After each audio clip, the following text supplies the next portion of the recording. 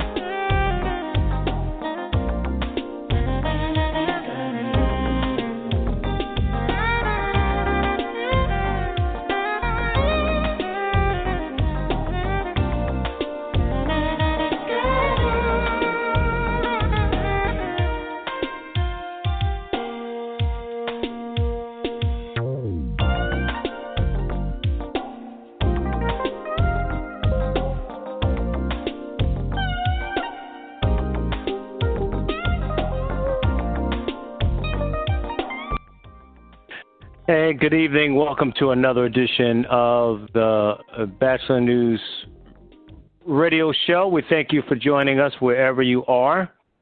You could have done anything else and could be doing anything else, yet you decided to check in with us. 646-929-0130, the number to get in touch with us right now, to get into any discussion we may have, and we got a lot. We're going to get to it. If you have any questions, you can hit us there.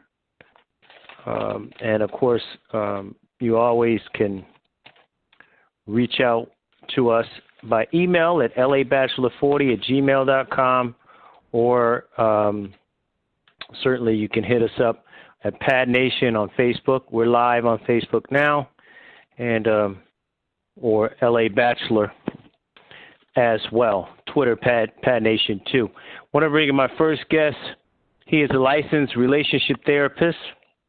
Of course, he has been featured on Cosmopolitan 51 First Dates podcast and the DBS podcast. Good to have him on for the first time.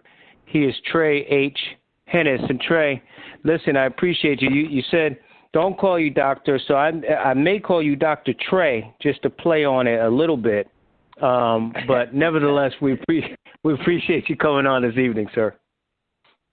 Fantastic. Absolute pleasure to be here. Absolute pleasure.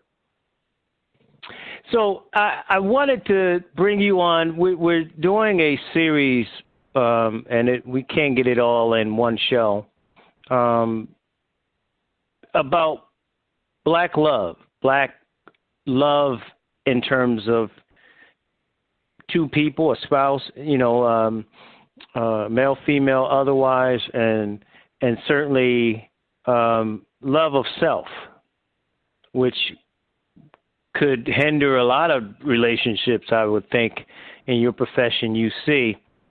But in terms of the origin of the issues that black men and women have in this society, and I got all the stats. We could throw that around all day, marriage and percentages and interracial, all that stuff is in front of me. But I want to go to you and ask you what in your professional opinion, whether it be some of your patients or just in your studies, is sort of the core, the origin of the decline, not only just of marriages, but this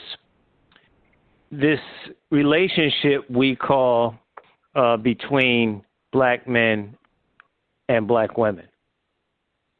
Yeah, for sure. So, I think there are a few different components, if we talk about the breakdown of marriage, the relationship between black men and black women. I think one of the first things you have to take into consideration is technology.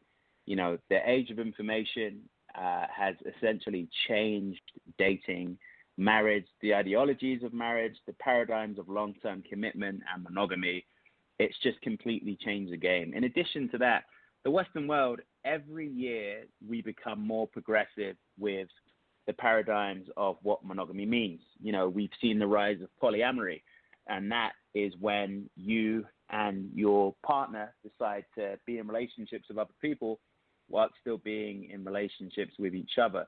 We've seen the rise of internet dating and app dating, where you can essentially date with anonymity and no one really knows that you're married or in a relationship. And we've seen the acceptance of essentially marrying who you want to marry. The good thing is that there's still a large percentage of, 85% of black men are still marrying black wives. 9% have a white spouse, 3% have Hispanic, and the other 3% have other. I don't really know what that means.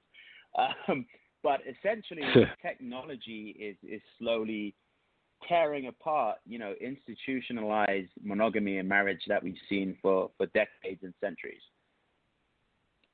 Well, where does that come from, though? I mean, let's go back to the marriage part. As you mentioned, the decline, the numbers in marriage, I believe, if I'm not mistaken, only 29% of African Americans are married, and that's down from 4 years ago. So you talked about, online dating and those things, and being able to be sort of secret in what you're doing, but there has to be an origin of why you're doing it. Why, if you're married, that you decide as a black man and woman that you decide that you want to step out of your marriage and start another relationship with another man or another woman, or whatever. Is the core value gone from black marriages, from black people, in terms of when they come together in a relationship? Are core values going away? And if so, is it because of the technology, the online dating, the wanting to take a bite from that other apple? Yeah, I think people so there's an old saying, right, where you are only as good, a man is only as faithful as his option. No, I'm not saying that's a fact. I'm not saying that I stand by that, but that's an old saying, right? And now, you see, back in the day, you could meet someone at a gas station, you can meet someone at an apartment complex, you could meet someone at work, you can meet someone at school, and those were basically the forms of meeting people. So your options were limited, and the person that you stuck with, you felt like was the best you could get because you really hadn't seen that many options. Now you could literally be sitting through the comfort of your own home, and you can have a single bar in the comfort of your own hand, and you can swipe and find someone that, if there wasn't this technology, you never would have seen before. And unfortunately, what that gives people is a paradox of not getting married because they're waiting for the next best option, because they know that if it doesn't work out with the person that perhaps they should have been destined to marry, that there's always going to be another option. There's always going to be a next best thing, because all you have to do is pick up your phone and swipe and swipe and swipe until you have that match. So when people traditionally used to commit, when people traditionally used to work through relationships, used to talk through problems, used to be master communicators, that's just not happening anymore, because people don't need to do that. Because people know that if I have a big argument with the person that I'm in a relationship right now, maybe I can find someone who doesn't argue like that. But what they don't realize is that when you leave a relationship because you guys can't get through conflict resolution, the next person that perhaps doesn't have that fault that the previous person has, they're going to have another fault that you don't like. And that next person's going to have another issue that you don't like. And what's happening right now is millennials, particularly people who are the ages between 25 to 35 right now, is they're going through this cycle. They're getting in relationships that last from 3 to 4 months. And what they're doing is any kind of conflict or any issues, or if there's a small thing that they don't particularly like, they're out of it. And there was a study that was released by the Pew Research Center that essentially said 25% of millennials are likely never to ever be married. And that's because of that one paradox of online dating. Well, if you're just joining us, we're talking with Trey H. Hennis. He's a licensed relationship therapist, a black man himself. Full disclosure, we try to reach out to kind of balance the scale with a female black therapist, and we were unable to do that. But we'll continue as these shows go on. We'll certainly have that situation. You know, Trey. One of the things, again, going back to the core, and I like the term back in the day that you use. You know, back in the day, yes, it seems though our grandparents and their parents worked things out. There was a lot more emphasis. Certainly, you can even look at the numbers there. Emphasis on spirituality, that it was biblical that you stay married. Not just for the sake of your soul, but the sake of your kids. We'll get to that in a second. But it was biblical and spiritual to stay together. And some experts and some sort of articles to say that black men and black women are going in opposite directions. And at that aspect, that I've seen that, you know, a lot of black women, if they aren't dating, hitting that button on the phone, they're holding out, if you will, quote unquote, for that godly man. And to a lesser percentage, and I'm not trying to kill either side, to a lesser percentage, maybe not so much with black men. So they don't stay in these relationships. They get divorced because they want to have that core values. We can get into if somebody, you know, infidelity and all that kind of stuff. But do you buy into that? Have you researched that? Have you had any of your patients or clients deal with that about, you know, the spiritual, moral side of things have been part of the disconnect of the black family? Yeah, so, you know, it's interesting you say that in the black community, traditionally, we're very religious. You know, we're very Christian, and I think there is a disconnect between the modern black male and the modern black women.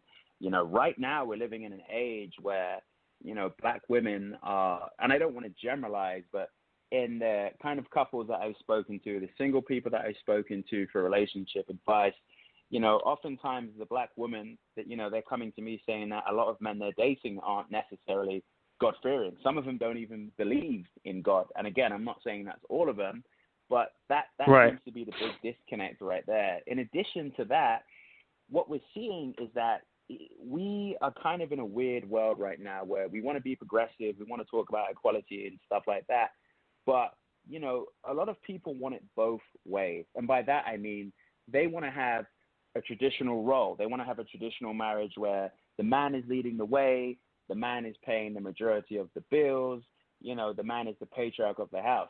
But at the same time, you know, they want it where it's equality in the sense that, okay, a man has to be an alpha, he has to lead the way, he has to, you know, pay a majority of the bills, but they also want it where, you know, he's essentially doing what he can to make sure that she's happy, he's looking after the kids, he's, you know, changing diapers as well, he's preparing meals as well. And again, I'm not saying that, you know, I buy into any particular gender role, but what I'm saying is a lot of people feel like they can have it both ways. And if you want a traditional God-fearing marriage, you can't have it both ways. That's just not the reality of modern relationships right now, because the world is telling you one thing, right? You should do this. You should look at your career first. You know, don't ever let a woman tell you what to do. Don't ever let a man tell you what to do. But then traditions are telling you the complete opposite. And, you know, no man can serve two masters. right? That's certainly out of the good book. With that being said, I had a conversation with someone the other day. Having it both ways, wanting a man to be sensitive to a woman's needs, being allowing them to be a damsel. Being polite, opening the doors, paying for dinner, things of that nature, leading up.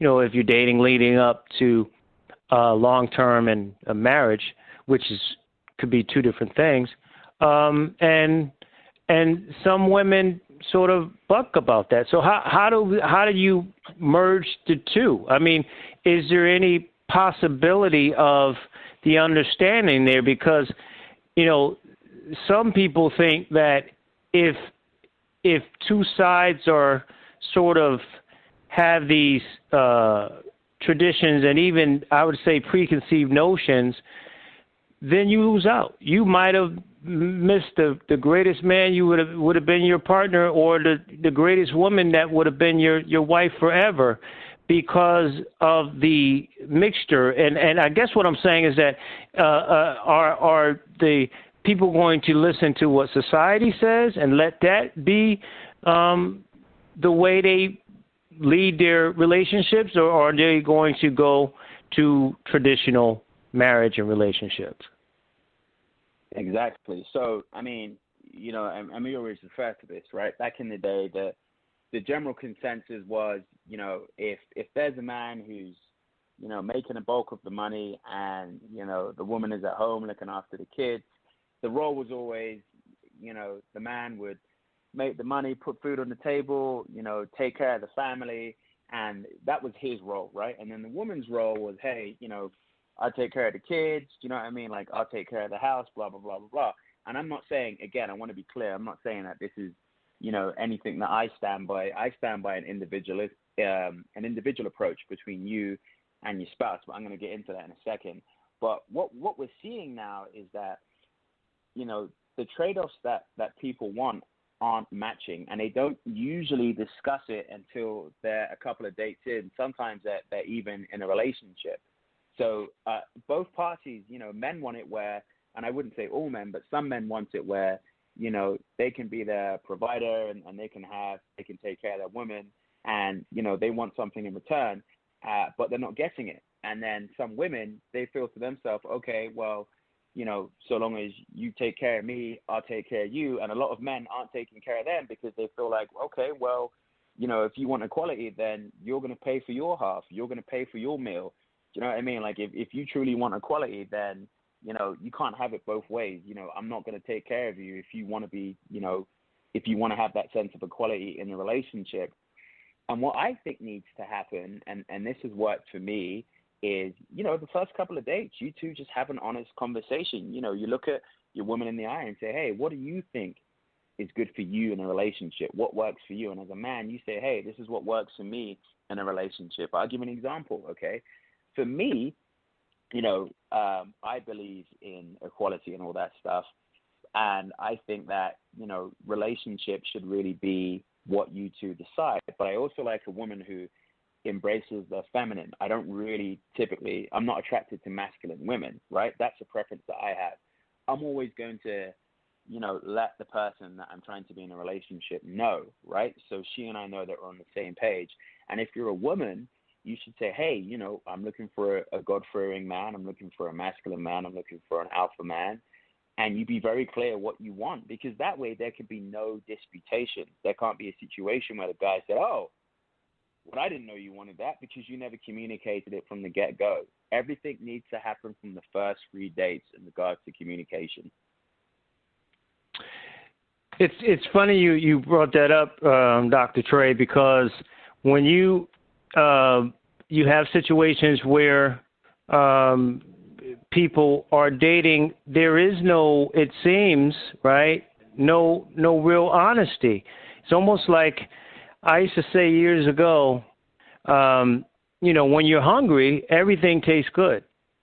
So sometimes it seems, Doc, you know better than I do, that it seems as though black men and women tend to try to force relationships that are not there. You can't put a square in a circle based on whatever they want, whether the woman's trying to make the man that they just met into what they want it to be or perceive, and the opposite.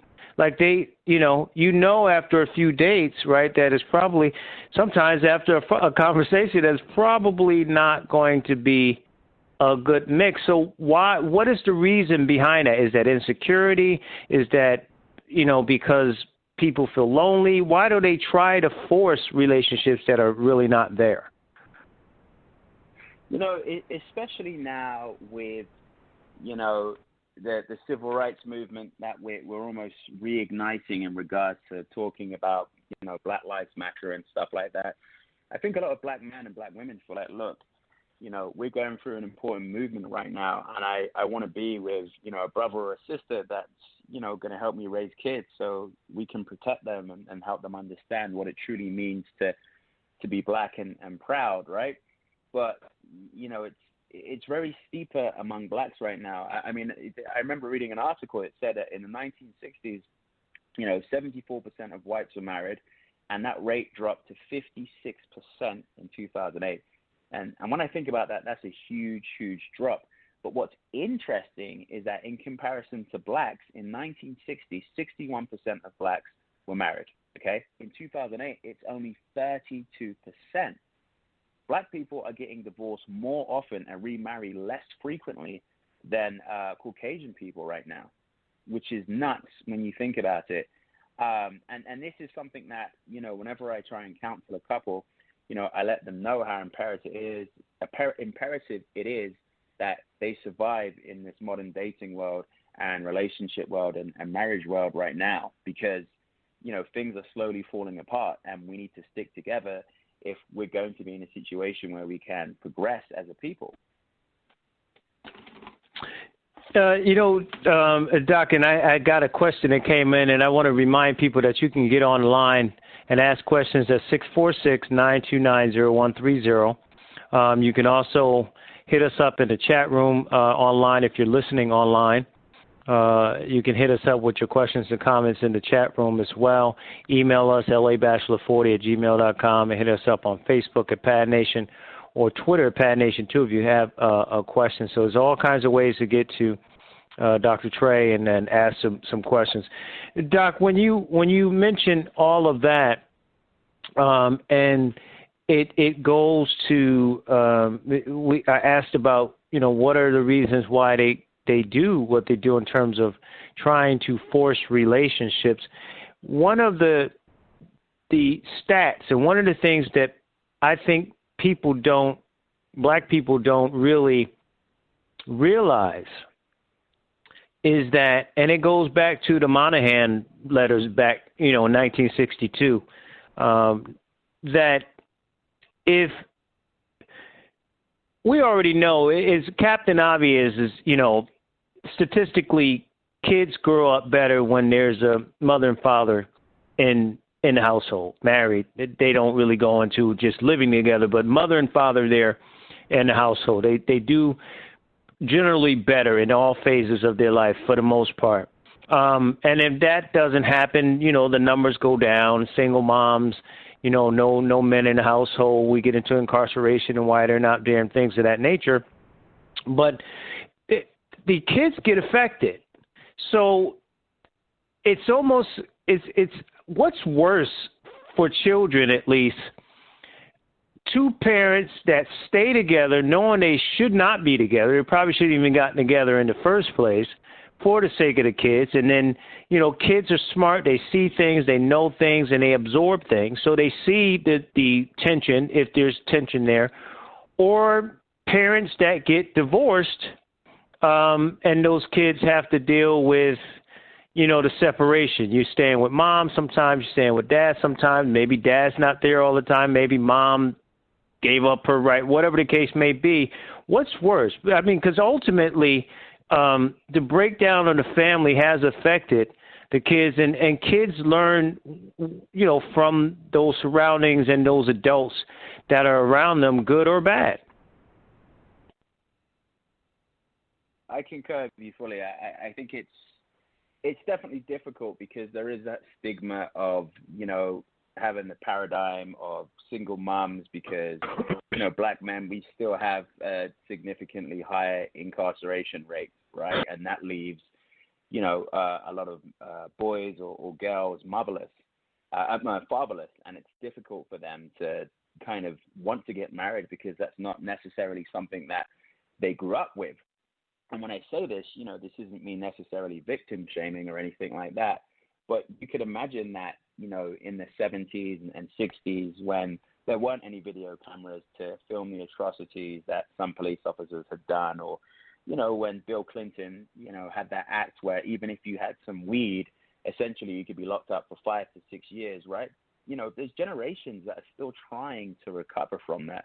Generations that didn't see their father around because he was locked up for blatant racism or racial profiling, and that is suffering. That people in my generation, we're suffering by the effects of that right now because some of us didn't grow up with a traditional family, so it's hard for us to want that.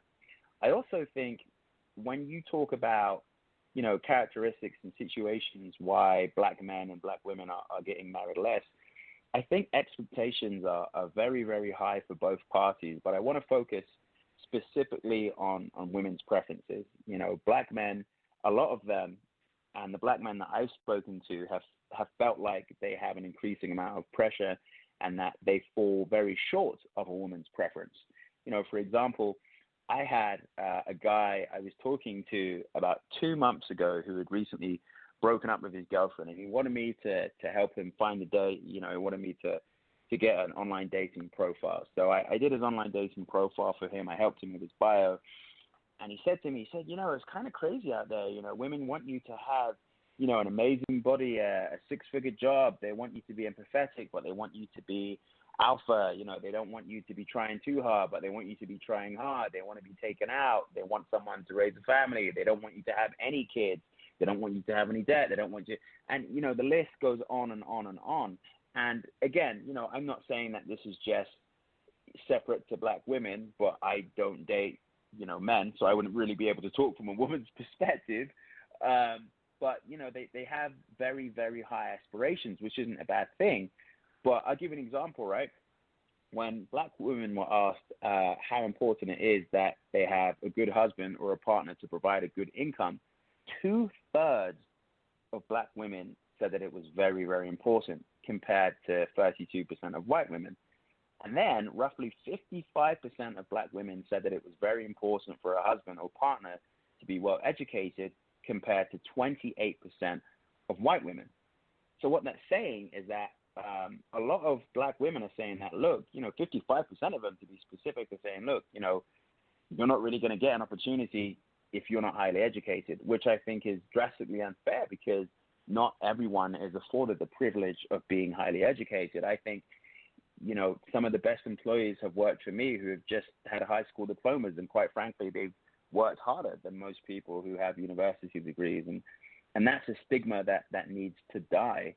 And then half of the black women said that financial stability should be an important precondition for marriage, but only a quarter of white women felt that way. Now, when I say this, I'm not saying that, Caucasian women are better than black women. What I am saying is that black women have very, very high expectations for black men. I don't necessarily think this is a bad thing, but I do think that there is a portion of black men who don't fulfill that criteria, who feel like they're losing out and feel like it's not even a battle that I want to fight because there's no way I can possibly win right now. Wow. I'm glad you said that. Again, I'm a member of a few different groups, real dads and some stuff like that. And we have conversations like that a lot about those things. And I won't get into my specifics, but a lot of the brothers say that that's the case. Even when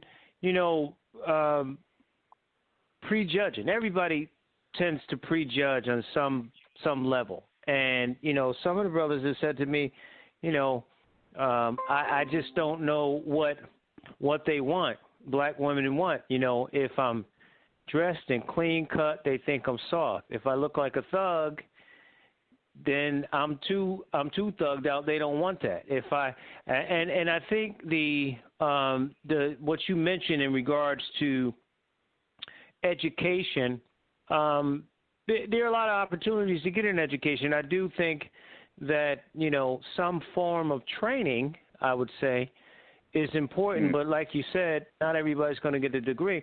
And then at the same time, I do believe that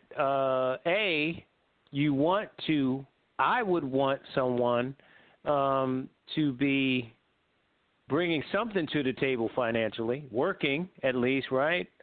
If you're able-bodied, you're not, disabled or anything. And certainly, and the other thing is, coming to the table if you're either trying to improve your credit and your standing, or you have good credit. I mean, these are the things that I think both men and women kind of look at, especially if they're in that position. But does that mean, from those stats that you said, Dr. Trey, that is it hard for, say, an educated, well-off black woman to even give an opportunity or come into the same circles of a black man who is the opposite? And, same thing with a black man who's well-off and educated, trying to date and be in a relationship and have a long-lasting relationship with a woman that is not of those same areas.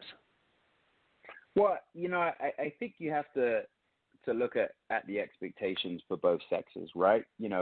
Typically the saying goes, a man is only as good as what he can provide. That rings very, very true. I noticed a significant change in the kind of relationships I had when I was broke and studying my MBA and my undergraduate versus when I was actually having a salary job, right? There was a significant change with my dating opportunities, right?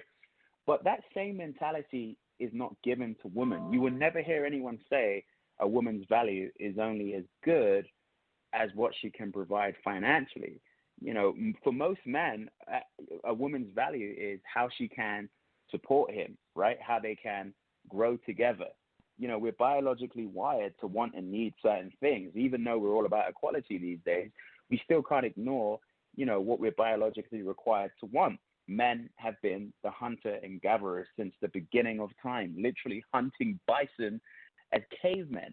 Do you see where we're coming from? So, when we talk about, if you are a significantly successful black man, when it comes to getting a woman, you're going to have a much easier task as opposed to if you are a significantly successful black woman and you're trying to get a man, because a lot of men are intimidated. Let's take away black women in general by significantly successful women, because most women who are very successful in the corporate world, they've had to embrace masculine energy to get there, because the American corporate workforce and the Western corporate workforce is still very male-dominated and very male-gendered, which means if you're a woman and you want to climb the ladder, you need to embrace those masculine traits. I would like it to change, but that's the situation we're in right now. Therefore, if a woman is a VP or a CEO or anything like that, typically she has masculine traits, and most men don't really want to date that. Some beta males. But also, isn't it? You talked about DNA. I didn't mean to cut you off, Dr. Trey, but DNA with the men who, is it just intimidation, or is it a man prejudging that successful black woman, saying, "Oh, she ain't gonna want to do it. She got every letter on after her name, a PhD and all that. She's not gonna want to work with me. I'm a construction worker," or whatever case. No disrespect to them, but is it not just intimidation, but is also prejudging that the fact that why would she want to even deal with me? Is that insecurity? Yeah, I would definitely say it's 50-50. I'd say it's one. Men definitely have a bit of insecurity, with masculine women. And two, they feel like, well, I've been a bus driver for the past 10 years. I just don't think there's anything that I can do about this, or they could say, well, she's so educated and so intelligent, there's no way she would even give me a shot. So right. I think a solution for that is, if we want to boost marriage rates amongst black people, we should really focus on improving job opportunities and education, particularly for black men.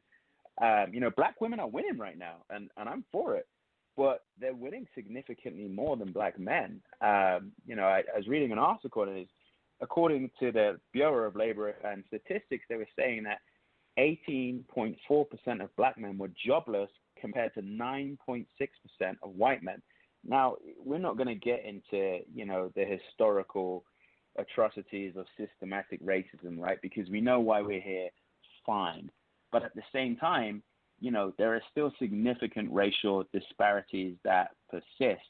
I mean, end of March, I was laid off by my job due to COVID.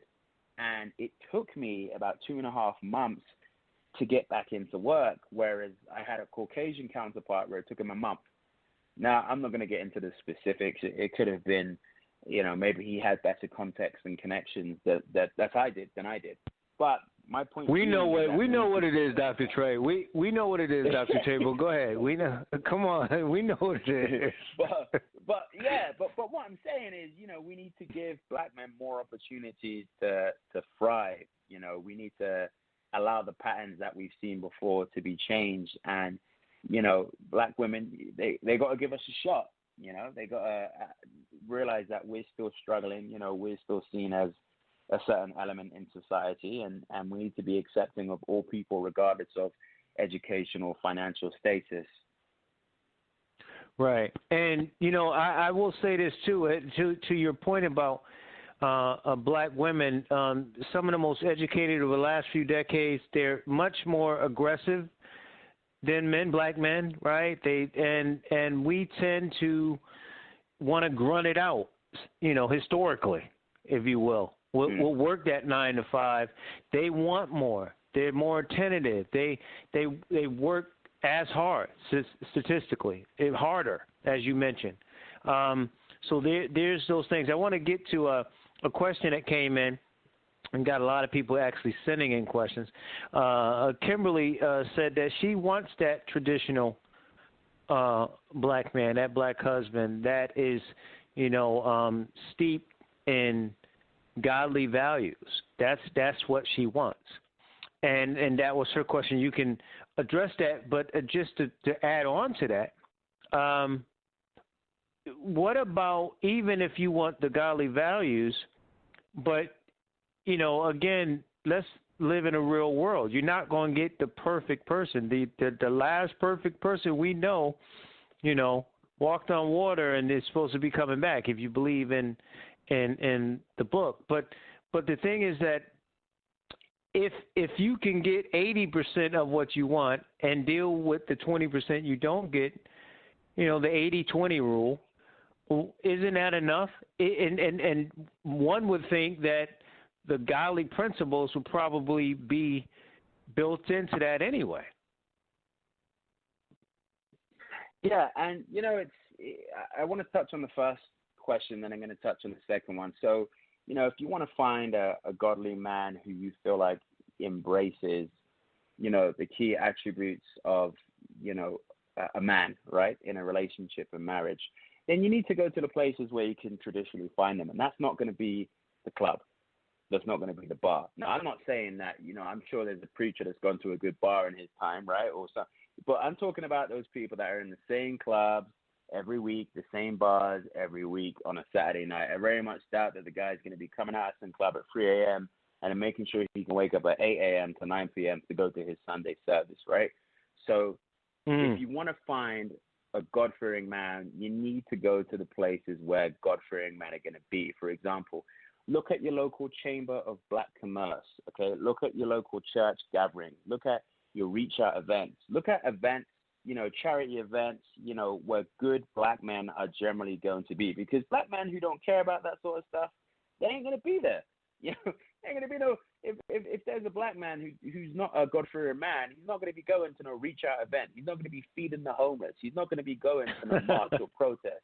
You see what I'm saying? Like, you need to go to the places where you can find good men, okay? And I always tell people it's not going to be the bar or the club. It might be a dating app, but you need to be specific and strategic when you do that. I.e., if I'm a woman and I'm looking for a God-fearing man, I'm not going to be swiping on a guy who's topless. That guy's not God-fearing man. The only thing he's fearing is that he's going to get a belly and he's going to lose his six-pack. So let me ask you. Let me just play advocate with you, Dr. Trey. Let me ask you, play advocate, I should say, not devil's advocate, but advocate. But some people would say, well, you still see, the wolves in sheep's clothing at the church, at these protests, at these other events. So, again, maybe it's a smaller portion than if you go to the club, but maybe you still find those people. In other words, it maybe comes into your innermost sense, your spiritual sense, as some people say, Holy Spirit, some people say, that you kind of figure it out and discern things. But how do you figure it out? Because if we know stories of pastors that have fallen short and had wives and embezzled money and things of that nature too. So, as soon as we're talking about God-fearing men, I'm going to, by their fruits you may know them, okay? Which basically is saying that actions speak far louder than words, And I always say to women, look, if you're trying to get to know if a guy's God-fearing, and I'm going to get quite raw here, think about the sexual component of things, okay? I believe that if a man is willing to wait. Now, I'm not talking about waiting till marriage. I'm not that old school. I'm old school, but I ain't that old school, okay? I'm not. If you want to wait for marriage, by all means, but I'm not looking to, I would never do that. I think that's madness, you know what I'm saying? But, for example, I was once in a situation where I was dating someone and we didn't have sex for 2 months because, that was important to her, right? And I was like, all right, that's kind of important to me as well. I could do it in 3 weeks, but if you want to do 2 months, it's fine by me. But you know what I mean? Like, I was willing to wait because I was, confounded by her beliefs, and I believed in it, but she wanted to take it there. I wanted to take it there, right? And you're going to find men that are significantly better than me that like, yeah, let's just date and give it a couple of months till we share that moment, right? If a guy says he's God-fearing, and then it's the second date, and he's like, yo, come over to the house. Like, let's get it on. Then that guy's not God-fearing. He's playing around. Okay? Women, in fact, are far more discerning than men because they've had to deal with it from 16 and upwards. Women get, specifically attractive women, they get harassed all the time. I remember once I was at the gas station. My girl was in the car, and then she got out because it was too hot, and she was on her phone. I walk out the gas station, there's some guy trying to run up on her. He's just trying to talk to her. I said, hey, we good over here? He was like, oh, sorry, man, is this you? I said, yeah, this is me. So my point being is that women, women get harassed and guys trying to pick them up, on a daily basis.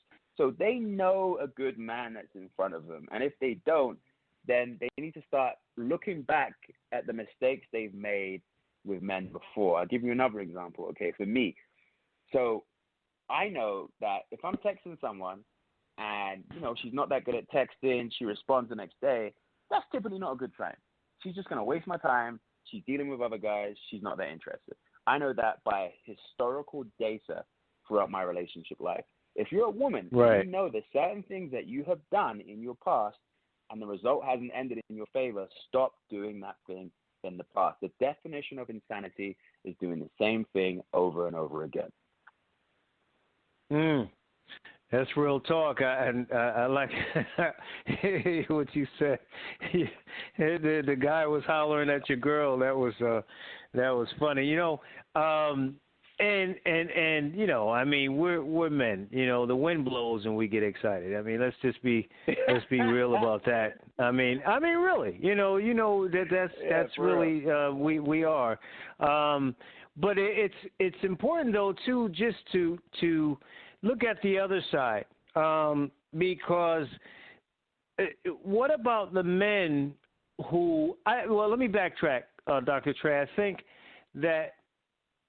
think you agree that just like parenting, society looks at the woman in a better light than the man. Now, the man has caused that a lot: abandonment, cheating, and things of that nature. but there are some good men out there, right? In terms of being good fathers, and being good men. Those who really want something. But I think society paints this picture, and maybe some women buy into that. I got dogs, so the next one's going to be a dog, or men don't hurt. We hurt. Men just move on. We don't hurt. We never get our hearts broken or anything like that. Well, I won't get into my personal stuff, but those things do happen. What about that side of things? So you're saying, what about the side of things where men, essentially, when it comes to court, they're seen as like, you're saying that they're seen as like we are the aggressors in the situation? I'm saying that society and some women, black women, look at men as that they don't hurt, or they all don't take care of their kids, or all the negatives that society mainstream tries to put on black men. That is really just a stereotype, because you can never say all anyway. But I'll go personal now. I know I'm a good father, period. So, and there's a lot of good fathers out there. And also the fact that we do get into loving, monogamous relationships, and we do get hurt. We get burned by a woman, like you said, she don't text back the next day, till the next day. She's not about anything. Like, women can date a bunch of men, and they're weighing their options. Men date a lot of women, and they're dogs. Right, which 100% is true, and that, by nature, a lot of women are hypergamous, right? And that's how a lot of them are wired. Not all of them, but some of them, in the sense that, they want the best of the best. Because as men, we are the choosers, we are the pursuers. We are seen as dogs because, we are trying to find the perfect match. But what people don't understand is that there's a difference between a man and a woman. Now, when a woman has multiple guys that she's interested in, it's different, because, you could if a woman walked down the street right now, she's wearing a revealing top, she's looking good, tight, figure hugging dress, and she said to a guy, "Hey, look, I just broke up with my boyfriend. You want to have sex?" I don't know any man that would say no, or at least say not now, but maybe like in a couple of hours, right? If he was busy, there isn't really a man that would say no. Me personally, I'd say no, just like, it's too easy. There's something wrong in the hood. I'm gonna get jumped around the corner or something, right? But for the most part, most men are gonna say yes. If a man walks up to a woman and says that, the police are gonna run upon him. He's gonna get slapped. She might be carrying if she has a concealed carry. Like, it's over for that guy if he just walks up to a girl and says, "Let's have sex." So the double standard is getting worse and worse, because misandry is increasing. Hatred towards men. We've just discovered in the last 5 years of the Me Too movement that there are a lot of men who have been abusing their power and authority to abuse women, which, I don't condone. I think it's disgusting, and I think those men deserve their just desserts. However, because of that, we dealt with overcorrection. And what that meant when I say overcorrection is that men who were just, doing things like trying to pick up a woman at a bar or something, other people would say, "Oh, that's harassment," because we're trying to overcorrect the issue that has been happening for so many years. And there's always been that double standard, because women have always been painted as the damsels in distress, the women who are very delicate and you can't hurt their feelings, whereas men were always portrayed as we're just dudes running up on any girl, and we're just trying to hook up with women and have sex and leave. When in reality, the tables have never been closer than they ever have before. As a man, I know if this woman is worth her salt, if she's as attractive as I think she is, she's definitely going to have 2 to 4 guys that she is talking to the same time she's dating me. And you know how it is as a man. When you're rising to the top. When you're the number one guy. When she's not seeing any other guy before you. But in those beginning stages, she's definitely talking to other men. But for us, it's expected for us to just be like, okay, I'm only focusing on you. Like, it's a very terrible, terrible double standard that needs to change. Yeah, I have to agree, and I wanted to throw the emphasis on too, the motherhood and the fatherhood, and going back there, I got a comment from someone said the man doesn't have to be perfect. A lot of women comments, the man doesn't have to be perfect, but he will be perfect for her, and they're perfect together, which I think is profound. But what about upbringings? We didn't get a chance. And folks, if you're just joining us, we're talking with Trey H. Hennis, a.k.a. Dr. Trey. He's a licensed relationship therapist here on the Batchelor News radio show. If you're on the line, you have a question, I may go in the queue and ask you if you have a question for our guest before he goes. And I see people on the line, so if you get silence, that means I'm on the queue. I'm trying to ask you if you have a question for the guests that you want to relate to. And I see a lot of people on the line. But Doc, what about upbringings?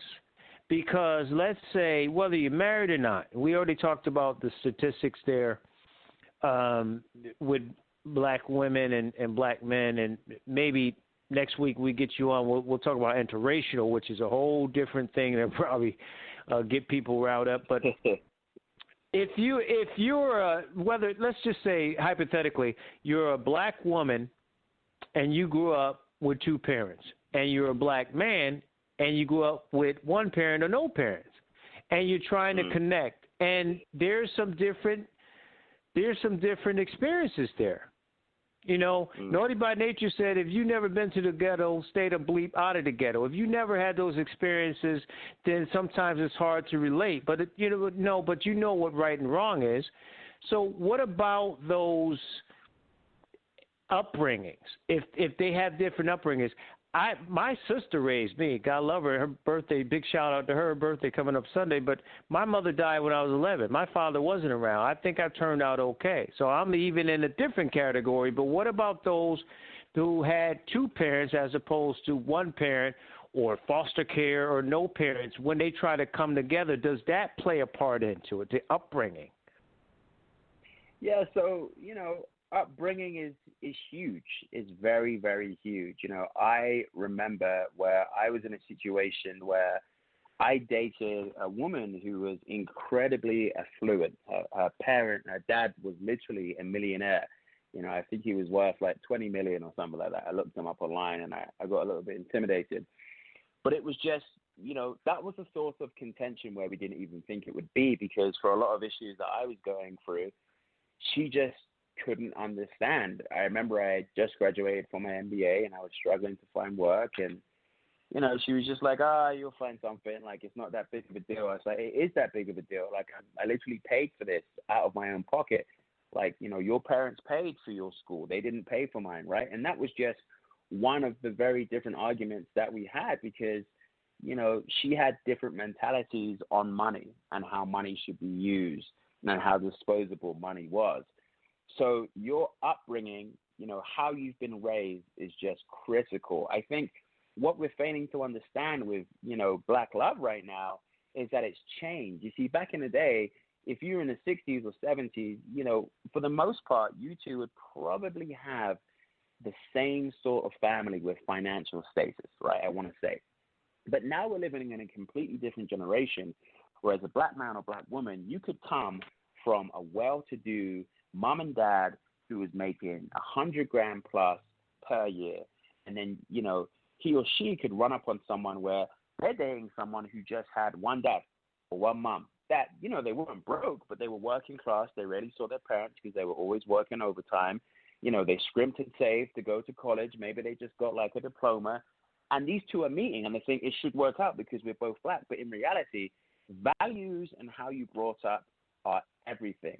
And hell, you could have, two black people who were raised up in a fairly affluent background, but one of them, their family is completely atheist, and the other one's religious.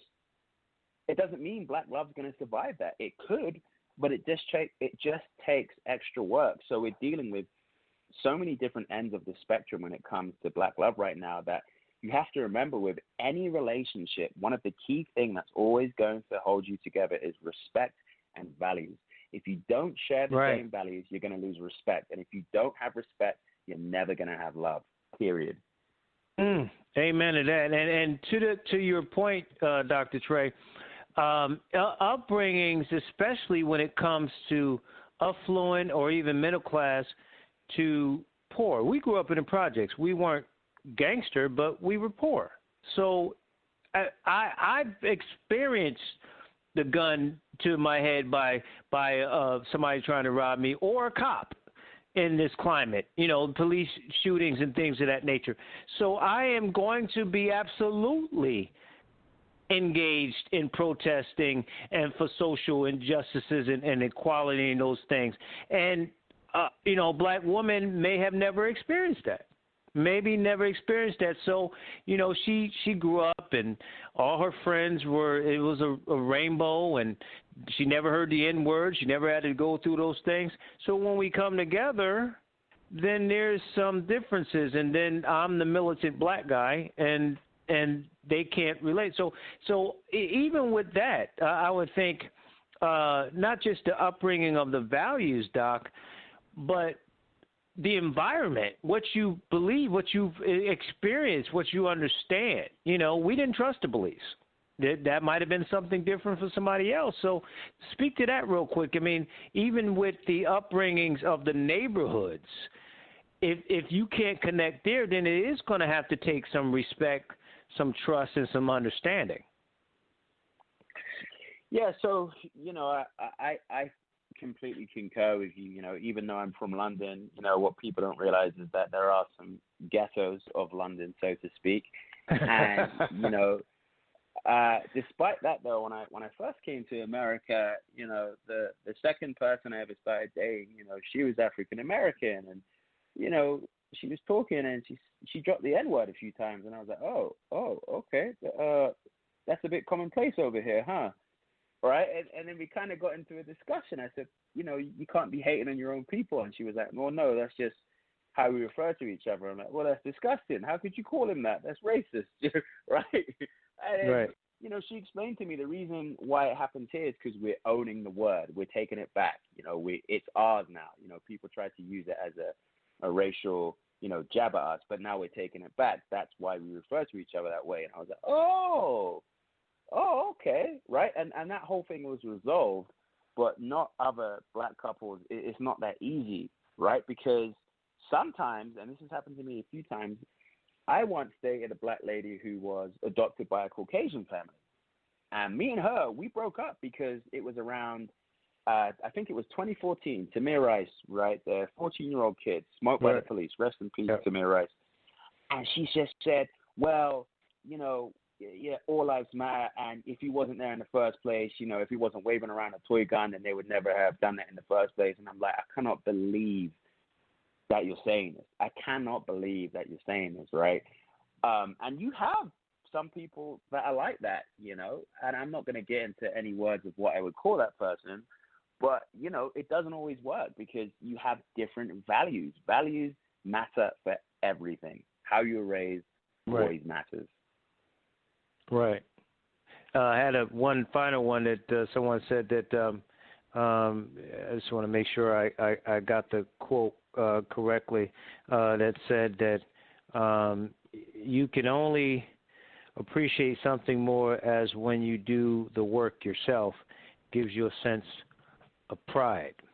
And again, good comment there. Dr. Trey, listen, we have to talk off air, so I want to make sure we get you on and we continue this series and certainly delve in. When we have you on again, I want to talk about black love as it relates to the other side, self-hate, and why do we hate our own skin, and are we buying into what society portrays us as? But before you go, I want people to know how they can reach out to you, your social media, your website, how they can, obtain your services. Yeah, for sure. You can go to my website, thefirstdatefix.com. You can also follow me on Instagram at thefirstdatefix. You can follow me on Twitter, thefirstdatefix, and you can go on my YouTube at thefirstdatefix. I upload 2 videos 2 videos weekly on YouTube and Instagram. I post every day for daily advice and tips. I also do a free consultation if you would like your online dating app profile to be maximized, and I guarantee you that I will get you at least 1 day a week if you allow me to maximize your online dating profile. Well, I tell you, you're a very impressive young man. Cambridge, in London, that's the Yale of the United States. So I mean, anybody's not impressed with that, and I don't know. I don't know what they would be.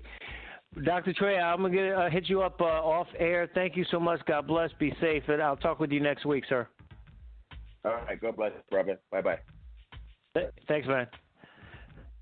Good to have him on. Trey H. Hennis, Dr. Trey, licensed relation therapist. Again, you can catch his website, firstdatefix.com. Also on Instagram and all the other social media, The First Date Fix. He'll help you with your dating profile.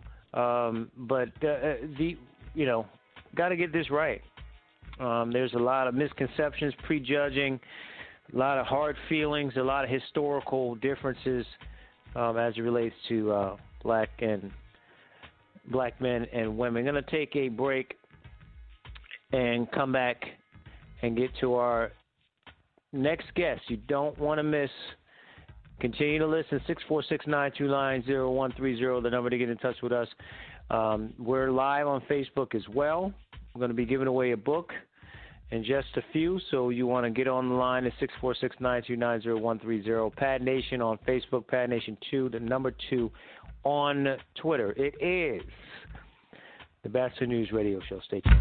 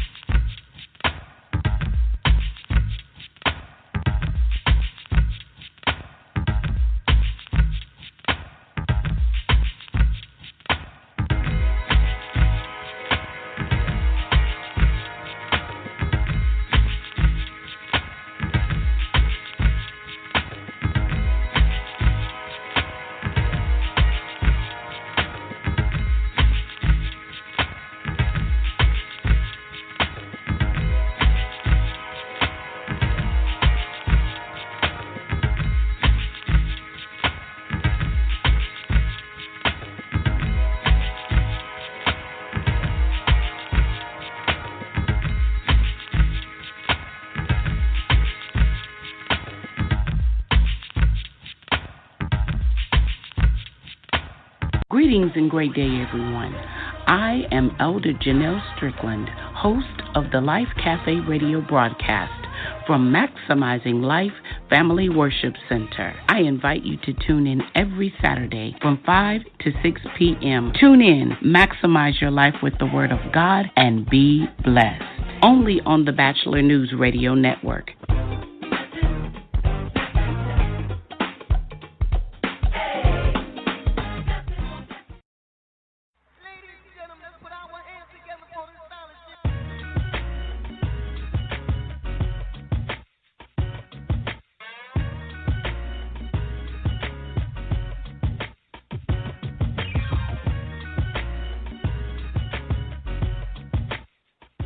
Welcome back to the show.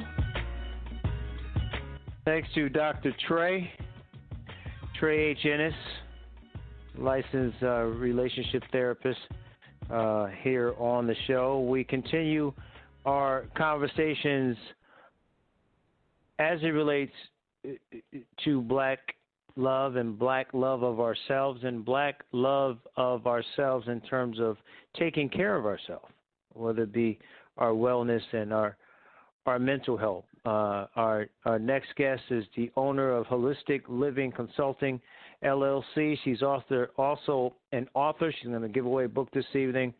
She is Cassandra Hill. And Cassandra, I appreciate you coming on. Thank you for your patience on the line, and thank you for coming on this evening. Thanks for the invitation, L.A. Absolutely. So what is, well, let me backtrack. How did you get started, and what is a holistic person in terms of what they do for mental health and physical health? Sure. I got my start in wellness prior to starting this career as a wellness coach and holistic health practitioner. I worked as a gerontologist, and people are probably thinking, what is that? But gerontology is the study of aging. And so I worked specializing in the older adult population. And in that career, I did that for about a decade, and I was diagnosed with systemic lupus. Once I got my diagnosis and started treatment, the side effects of I was doing chemo drugs along with some other medications, and the side effects were just a little too much for me. So I wasn't able to work anymore, actually. And the longer and longer I sat at home, which for a person like me, that wasn't a good thing, not working. And I thought to myself, there has to be something better. And so I went back to college, started taking classes in health and wellness, and I just became a guinea pig on myself. The more and more I learned and started doing different things, experimenting, I entered remission from systemic lupus. Eventually was able to wean off the prescription drugs and went all natural. And so now I've been in remission 4 years now from systemic lupus. And that's how I got started. Wow. Did you ever think about, as an African American woman, not just thank God you've been free of that for 4 years now, but also once you got started, that knowing the issues, the underlying issues that Black people have, that you're also can be a champion for others that look like you. Yes, definitely. Initially, when I first started getting better, I was in so many support groups, primarily women of color in the groups, because lupus, like many other autoimmune and chronic conditions, primarily affect people of color. So I was just sharing the information with others and was like, okay, I tried this. If you want to do it, here's some that can help you. And so I did that for a little while before I started my business. This is the second year I've been in business. So for a couple years, I was just sharing. Because one thing about it, our modern healthcare system, the way it's designed on a dis-ease model. So even with me having education, having a master's degree, I wasn't educated on being proactive about my health. I wasn't educated on any type of holistic remedies I could use to alleviate or even reverse my condition. You're just joining us. We're talking with Cassandra Hill. She's the owner of Holistic Living Consulting and a author, which we'll get into her book shortly here on the Batchelor News radio show. And Cassandra, with that being said, a lot of people are very leery of quote unquote natural remedies, or let's say they're trained to go to the doctor and get that med, right? It's easier. Just go, you got health care, or even you go to a community center or whatever, you go get that pill and you just keep it moving. And as you mentioned with medicines and the healthcare in the system is really a racket. It's mafia-like, in my opinion. So what about holistic?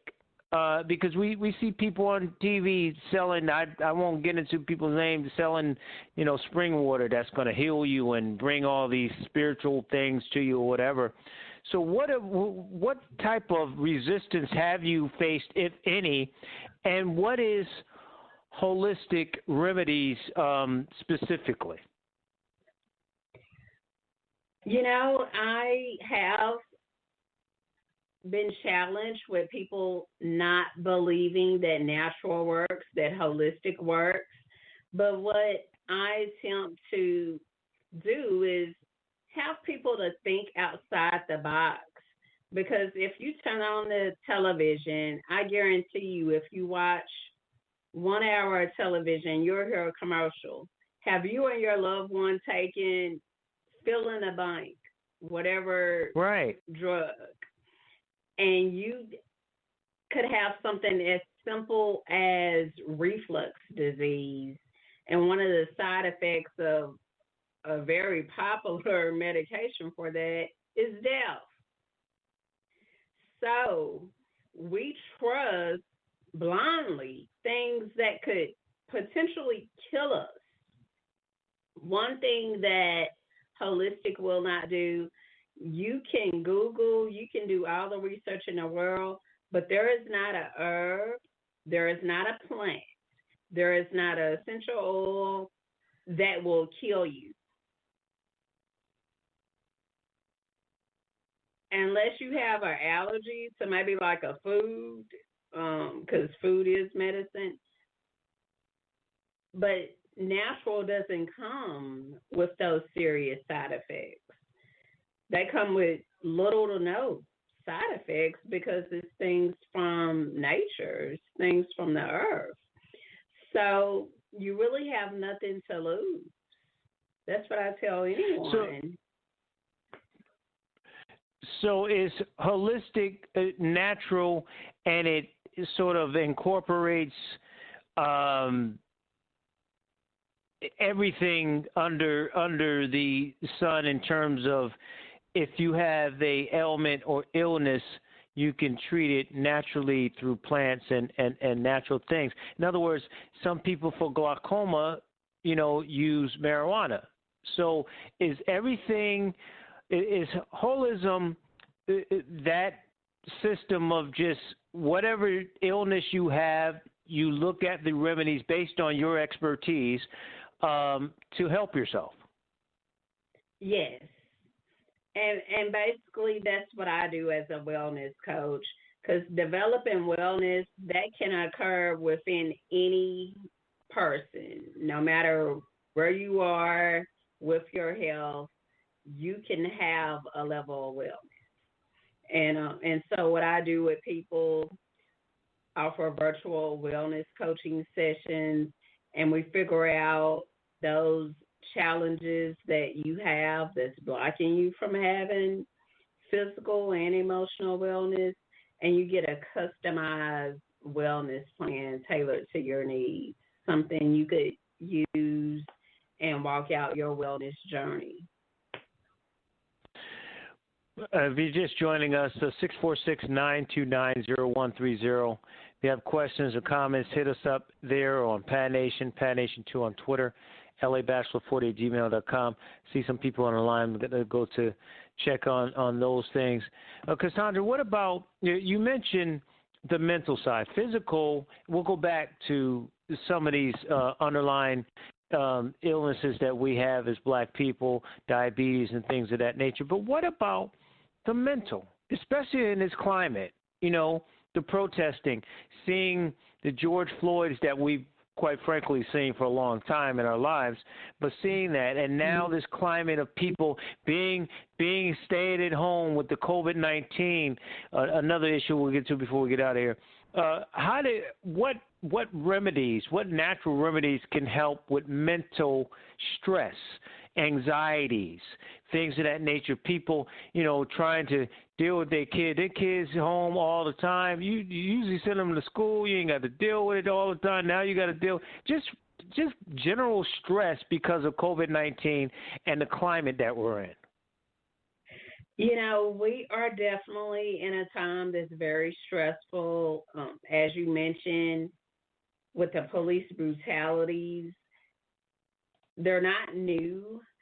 I believe what has changed is just having more media and news that bring it to the forefront. And so to experience something like George Floyd and Breonna Taylor and others, as well as the stress of COVID-19, we're in unprecedented times in this country. Our mental health, it's a taboo topic, especially in the African American community, but our mental health is connected to our physical health because you can't have one without the other. One of the things I'm doing, believe it or not, to help me maintain my peace and tranquility, I've started doing yoga. And it's so relaxing and calming. And it's just a way to unwind, whether you do it at the beginning or end of your day. And right now, due to COVID-19, everything is pretty much virtual. And that's right. a plus. There's so many videos on YouTube, like yin yoga, which is really good for beginners, something easy to get your feet wet in that.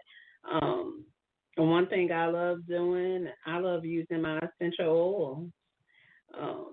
The different combinations, one of my favorites is peppermint and lavender, just diffusing that. The aroma that it gives is real calming, relaxing. But we have to be really careful with what we feed ourselves mentally. It's really important. Well, just to follow up with that real quick, what is your answer to that stress mentally, those things that you mentioned, or is it a natural, plant out there or something that you use to help that? In other words, if you're doing yoga, that helps with the stress, right? You're using that. We can't go out, or is it something else to add to that to help your mental stress? One thing that I highly recommend, I did this with a client recently, detoxing, like a mental detox, because we are in such an information age that give yourself that break. Take a day, 2, 3 from social media, because if you constantly just feed off, I think the last time I watched the news, we were over 3 million who've passed from COVID. If you continually feed your brain this day after day after day, it will affect you. It's just, it would be like eating poison and not expecting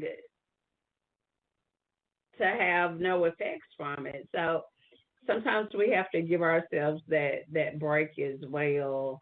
And honestly, when I do a detox from social media, TV, one, it gives you so much time, because even in the midst of COVID and a lot of us are at home more, we still find that the day goes by so fast and we feel like, where did the time go? Well, maybe the time went with watching more TV, on social media more. So just give yourself a break from that and do activities that's really going to help you become your best self. Talking with Cassandra Hill here on the Batchelor News Radio Show, 646-929-0130. So going back to underlying or pre-existing conditions when you, as it relates to COVID, I'll get to the COVID in a second. What has been some of the biggest illnesses and issues that you've had to face with some of your clients as a coach? Is it diabetes? Is it cancer? Is it lupus? What are some of those? You don't have to give it. I know you got a book, but some of those remedies, if you will, that can help with some of those illnesses. Diabetes is definitely one of those conditions that a lot of people have, especially Hispanic and African Americans. One natural way, believe it or not, that you could lower your blood sugar is just cinnamon. Wow. Cinnamon. Easy solution to lower your blood sugar. You can get cinnamon in capsules. There's health stores that have that available where you can get cinnamon and lower your blood sugar naturally. Now, is that type 2 in 1? Is that type 2 in 1, Cassandra? That's type 2 diabetes. Okay. Yes.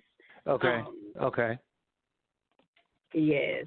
With type 1, that's generally more people who, most people who have type 1 diabetes are diagnosed as children, and their diabetes is a little different than type 2. One of the reasons type 2 diabetes is so common in minority communities, it primarily affects people who are overweight.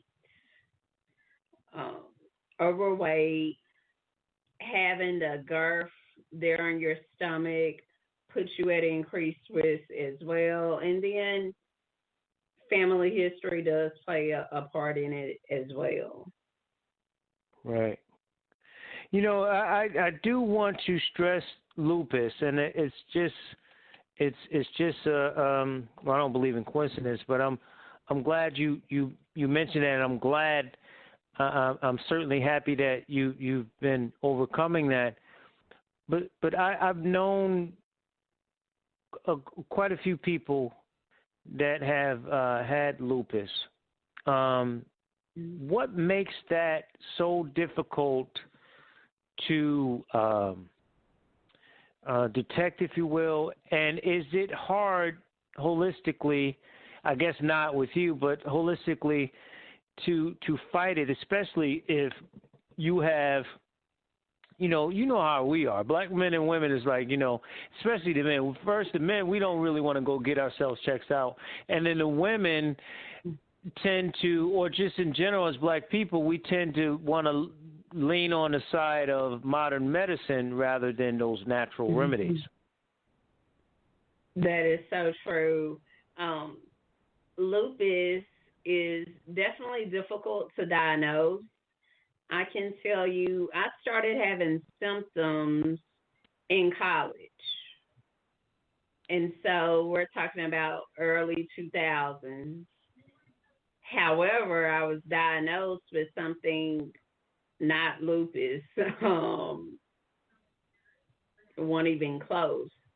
And so I went misdiagnosed for over a decade. Wow. And yes, and this is going from doctor to doctor, Dallas, San Antonio, just different cities. So one of the problems in our healthcare system, doctors don't look for the signs, and oftentimes we aren't educated to realize that, okay, I'm experiencing this, so maybe I have an autoimmune condition. Maybe I have lupus. We don't know. because I know for me, I never even thought about lupus. I never thought I had that. It was always some type of anemia that most doctors gave me. I had never thought about lupus. Didn't realize that my symptoms mimicked lupus.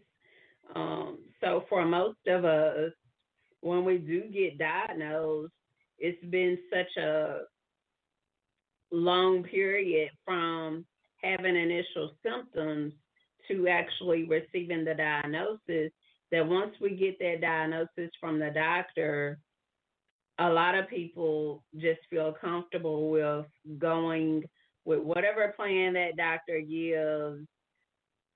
That's what they want to do, and we really don't trust ourselves enough. I know for me that was part of it, to realize that we are our best advocates. No one knows your body better than you. No Right. one. I don't care what doctor, even me. No one knows your body better than you. You live with you 24/7, so you're going to recognize things within your body sooner than anyone else. Now, with that, you definitely want someone who's an expert who can help you. Okay, you recognize this, and let's get some answers. But trusting yourself is really important, and realizing that you're your best advocate. Really important, especially with lupus. Lupus is a condition, even now in 2020, people are dying from. And primarily people who are dying from it are women of color. So we need to... And I would think, too, Cassandra, that part of it is also the fear of unknown. I don't really want to get checked. I really don't want to know, because I really don't want to find out I have lupus. So a lot of people, especially men, don't get checked because they might have prostate cancer, or they might have this, or they might have that, and so they don't do it. And then I would think, too, as you mentioned, this failed healthcare system, that doctors look for Band-Aids. They don't look for solutions because they're tied to the pharmaceutical companies. My sister had heart problems just like my mom, who died at 44. My sister had heart problems around that time, and they just kept passing her and putting her on medications. And then that pill, I can't think of, you, I'm sure you know, put under your tongue to help with breathing and your heart and things like that. And doing all that, ultimately, to God, that she had a heart transplant, so she's better, but they could have diagnosed that a decade before, like your situation. So I think the monies and the power and between some of the doctors, not all, but some of the doctors and the pharmaceuticals play a part in the fact that they probably didn't want to find out if you had lupus a decade before you found out you had lupus. Cassandra, would you agree with that? Yes, I would. I would. The pharmaceutical industry, they make a lot of money, and I'm not against all prescription drugs. There's definitely a place for that.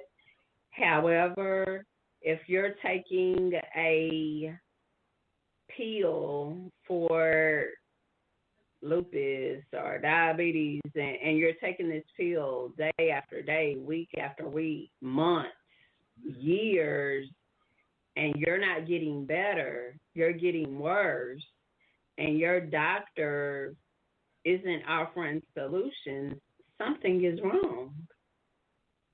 Yeah. Yep, I totally agree. Listen, I'm going to have you on again, but before you go, I need for you to talk about your book and what how it came about, what it's about, and we want to give away that autograph book over the air here. And then, of course, give your information on how people can reach out to you, how they can find out more about you and what you do, and holistically how important it is, because I think that's a side of is dismissed because of, as I mentioned, the pharmaceutical people and those who are trying to make zillions of dollars and not look at these natural remedies. Sure. My devotional, He Restoreth My Soul, Triumph Through Adversity. It's a 28-day devotional. Each day gives a scripture with a positive thought. It's things that's going to uplift you and encourage you to overcome, despite what this life may bring, that you can and will overcome it. And it shares a little bit about me, different storms that I went through, and how I was able to overcome it with God's help. Really, it's something that I birthed during a storm, and it turned into a rainbow brighter than I ever imagined. So, really cathartic experience for me, and it's touching and healing people now, and so I hope whoever wins it loves it, and be sure to tell others about it as well. It's available on Amazon as well as Barnes and Noble. And again, it's He Restores My Soul on Amazon and Barnes and Noble. Is that correct? Yes. Okay. And I have to have you back on specifically because we didn't get to touch your devotional and your spiritual side. And I think one of the misconceptions, real quick, I know we got to go, but one of the misconceptions, Cassandra, it seems as though that you can't have a natural remedy or have a answer to the illnesses, both physical and mental, without having a spiritual side. I think that, and what I'm saying specifically is natural remedies, the boogeyman of that, whether it works or not, the boogeyman of that is marijuana.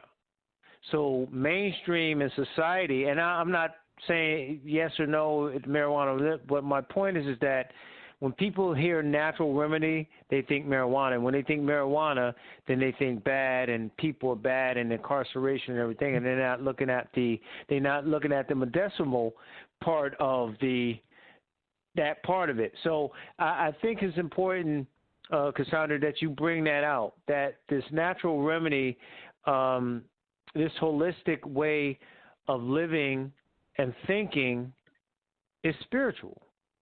And I think mainstream society doesn't try to portray that, and they paint an evil picture of what you're doing and what you're portraying.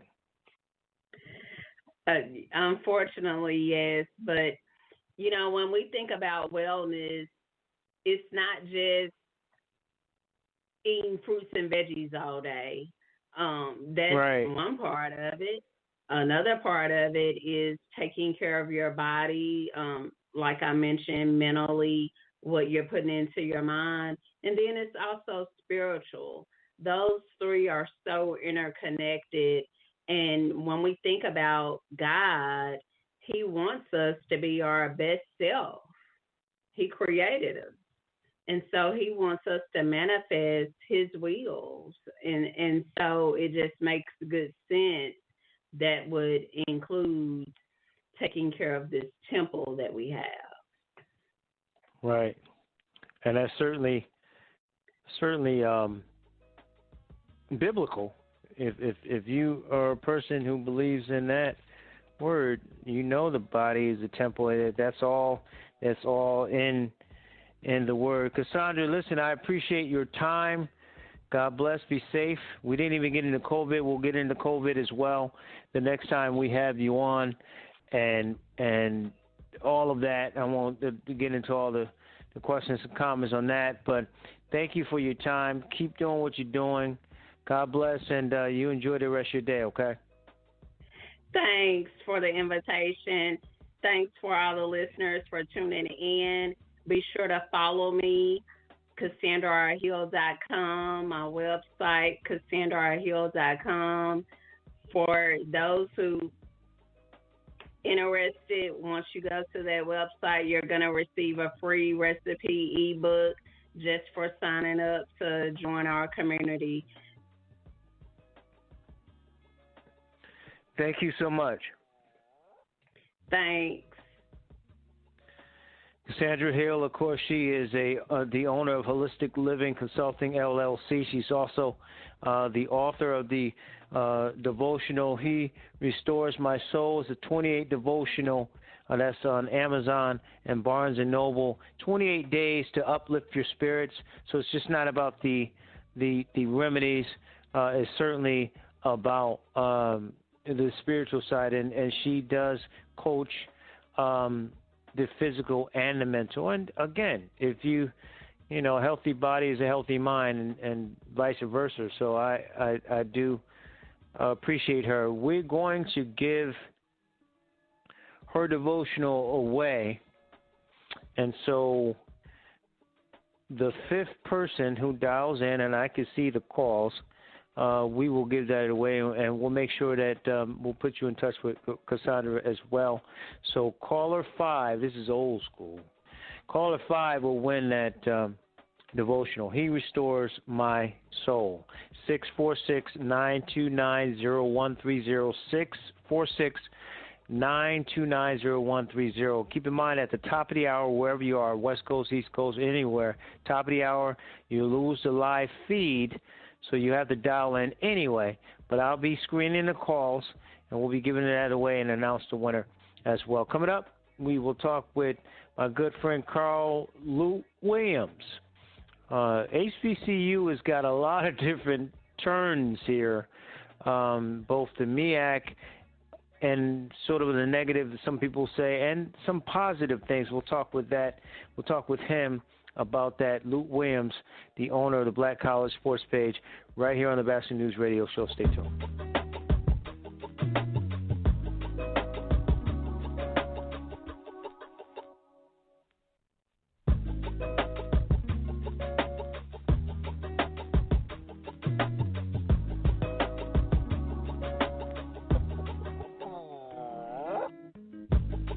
Join Barry Barnes for Locker Talk on the Bachelor Pad Network as he presents NFL news and evaluates players. Fridays at 9 a.m. Eastern at blogtalkradio.com.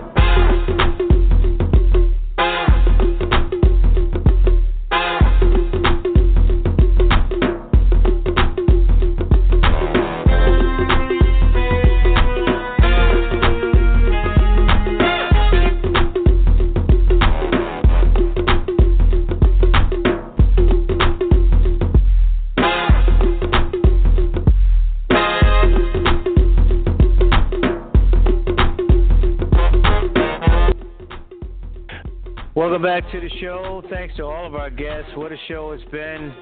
We continue our series, part 1 on the blackness, if you will. Wish I had my Sounds of Blackness song here, but I don't at the moment.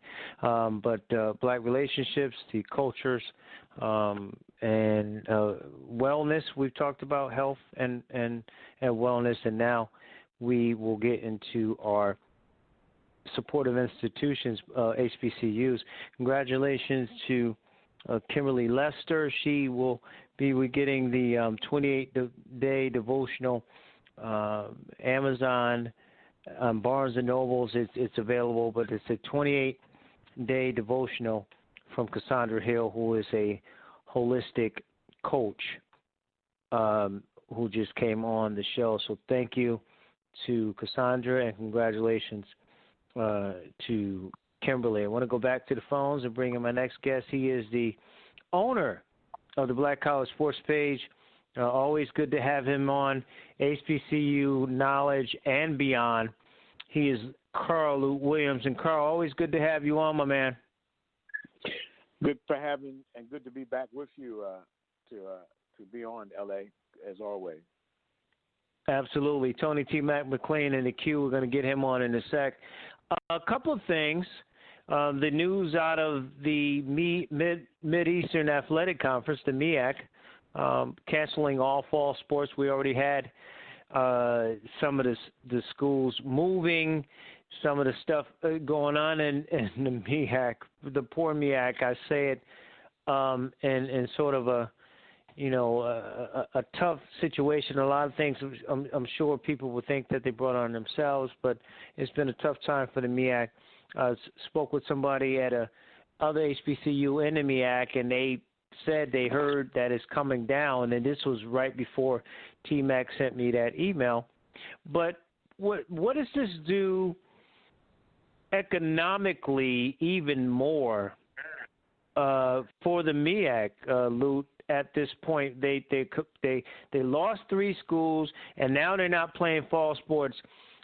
Again, I ask you, is this sort of the end for this conference?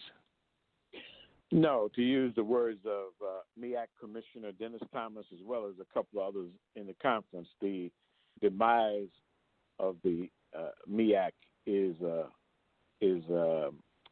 premature. Those who are saying that the MEAC is dead, to use that phrase that you've heard before, has been exaggerated. Yes, the MEAC will lose 3 schools after this coming year, which is the 2020-2021 school year. 3 teams, North Carolina A&T, along with Bethune-Cookman and Florida A&M, have announced and did this before July the 1st. A&T, obviously, back in February, and then Bethune-Cookman and Florida A&M, the 2 Florida schools, the southernmost schools in the Mid-Eastern Athletic Conference, decided they're moving to the SWAC, while A&T is moving to the Big South. But that is after this year. And now you say, as you said, on the heels of that, the MEAC decides that it is actually not going to play fall sports. Now, one of the questions, there were some 75 people on the MEAC Zoom conference call today, and one of the questions that was asked is about the financial hit that the conference will take. Not so much right now from the leaving of A&T and Bethune-Cookman and FAM, as that's next year, but particularly from the football standpoint. And both Commissioner Dr. Dennis Thomas, as well as the Howard University President Dr. Wayne Frederick, who is the chairman of the MEAC Board of executives, or chief executives, if you will, presidents and chancellors of those schools. Both of them said that the MEAC is in good shape financially, the conference itself. Now, where the hit is going to occur is not necessarily from the conference standpoint, maybe from the school standpoint, in terms of losing some of those what you call guarantee games that may be against Division I FBS schools, where they could where they get hefty paydays, 6-figure paydays, some of them high 6-figure paydays. I'm talking about the $200,000, $300,000, $400,000 range. That will hurt the schools more than it will hurt. Conference may take a little hit in terms of whatever television money that they get. I'm not sure how much that is and how much of that would actually accrue to the conference's benefit, so to speak. But one of the things that Dr. Thomas mentioned today on the Zoom conference was that they would be announcing either tomorrow or Monday or Tuesday of next week what kind of payout each of the schools in the MEAC will get from the conference office as a result of combination of factors, whether it be NCAA basketball revenue, whether it be Celebration Bowl revenue, or whether it be any other kinds of television or any other rights, any other sponsor revenue. And Dr. Thomas is very fond of saying that since he has been the commissioner for the last 18 years, the MEAC has each of those years had a payout to all of its, and he said it's the only conference, only FCS conference, Division I FCS conference in the country that has had a payout to each of its schools over those 18 years, meaning that they return and give money to each of their member institutions. And he said they would be announcing that either tomorrow or he said at the latest by Tuesday what that amount is. I think I wrote the story. In those 18 years, they've distributed somewhere in the neighborhood of $30 million total to the MEAC members. So even though this is another, it appears to be negative, but it's only negative from the standpoint of that football is not going to be played in the MEAC. Volleyball is not going to be played this year in the MEAC. One of the questions, in fact, the question that I asked was, how does this relate to what they term and dub winter sports that actually begin in the fall, which is basketball, which is obviously along with football, the other revenue-producing sport. And when you talk about if you end up taking that away, which means that guarantee games that the A&Ts and the Howards and others play against Division I major programs, usually on the road, that will hurt those budgets for those schools. But as what Dr. Thomas gave an excellent answer, he said right now football players would have been coming in basically next week. So they're making a decision right now, particularly for fall sports, and that's football, volleyball, and cross country. Those are the three fall sports. The winter sports are men's and women's basketball, men's and women's indoor track, and bowling for the MEAC. They said that the decisions about those can wait. They're not pressing right now in terms of students about to come on campus, about to train, about to go into camp. So that's kind of like the overall what they did today in the conference call. As I said, it was over 75 people on the conference call. I think all of the ADs from the conference were there, as well as many media members, to try to answer exactly how they came to the conclusion to cancel those sports I said that they dub right now as fall sports.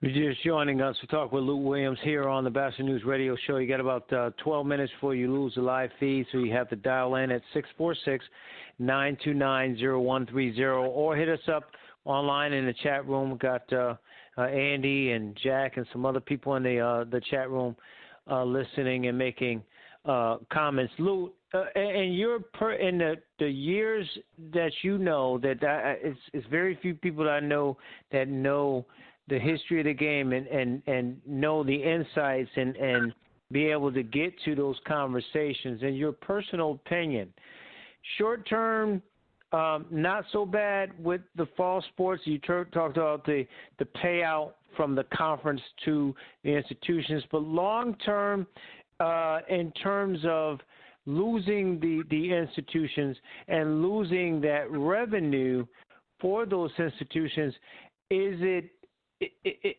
going to be more fallout? And is it going to be the fallout because at the end of the day it's about perception? A&T, some people felt, and they had sort of relayed that, this is a good move for them long term to leave the MEAC, to still be an HBCU, but leave the MEAC. Same thing with FAM and Bethune in terms of, the SWAC. But But is it short term not a problem, but long term for the conference and the institutions a problem?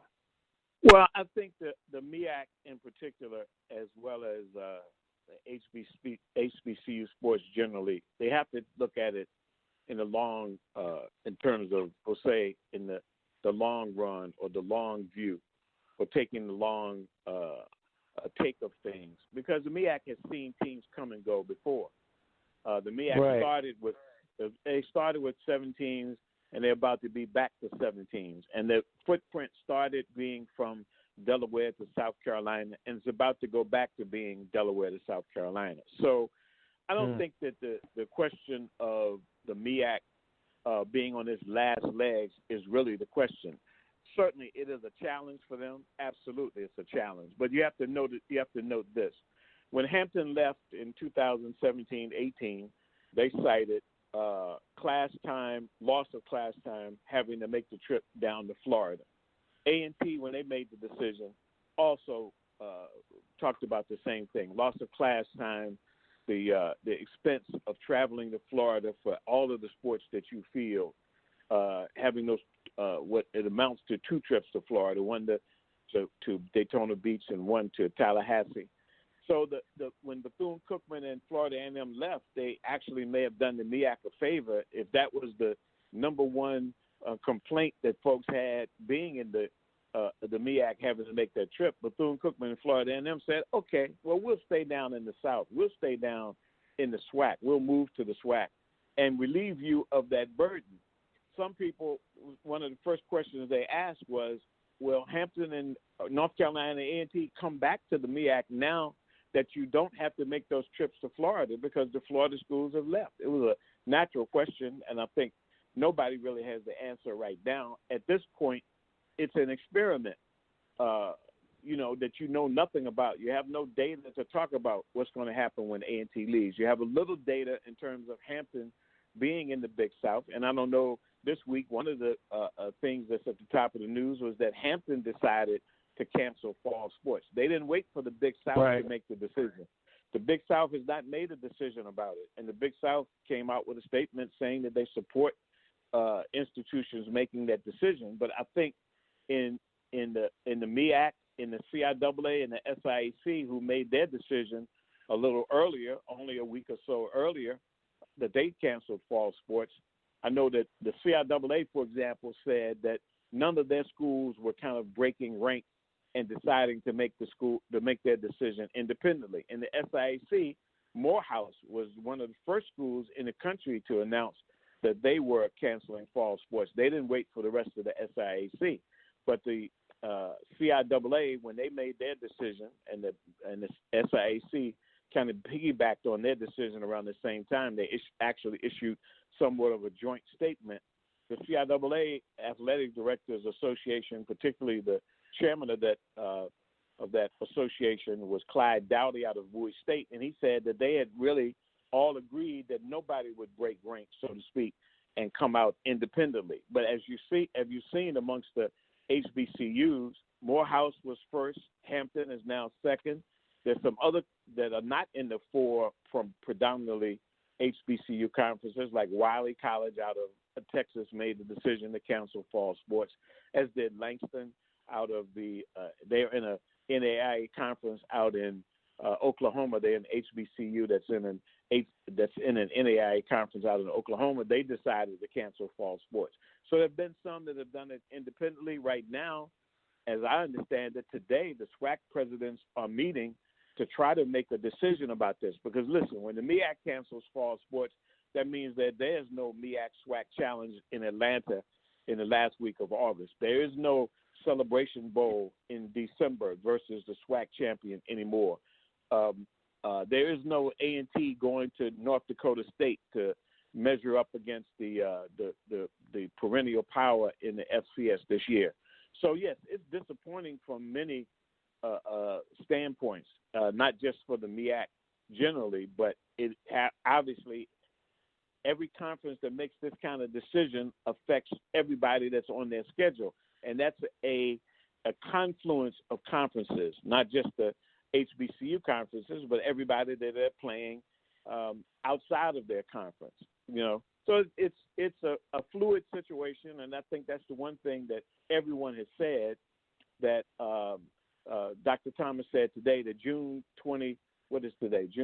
July 16th is much different than much different than June 16th, and that August 16th is going to be much different than July 16th in terms of all of the factors and the data that is available for people to try to make decisions. So, I mean, look, the one thing that I've said is that these decisions by the athletic departments, and Dr. Frederick from Howard kind of alluded to this to some degree today, they're actually making it easier for the chancellors and the presidents to make decisions about what they're going to do, because they don't have to worry about athletics. They don't have to worry about football. They don't have to worry about all the logistics that are going to have to be in place in order to play athletics and to travel, and all of the restrictions and the social distancing and the disinfecting before and after and during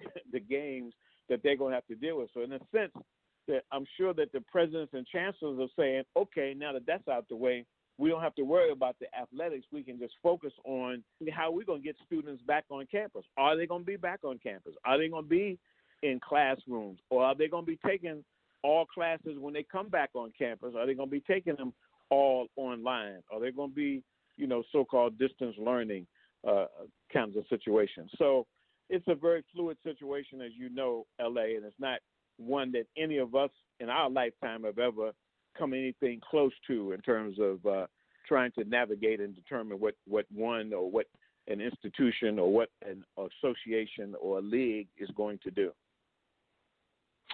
Before I go to T, Anthony in the chat room said he's a big fan of yours. See your stuff on honordon.com, which we'll definitely promote.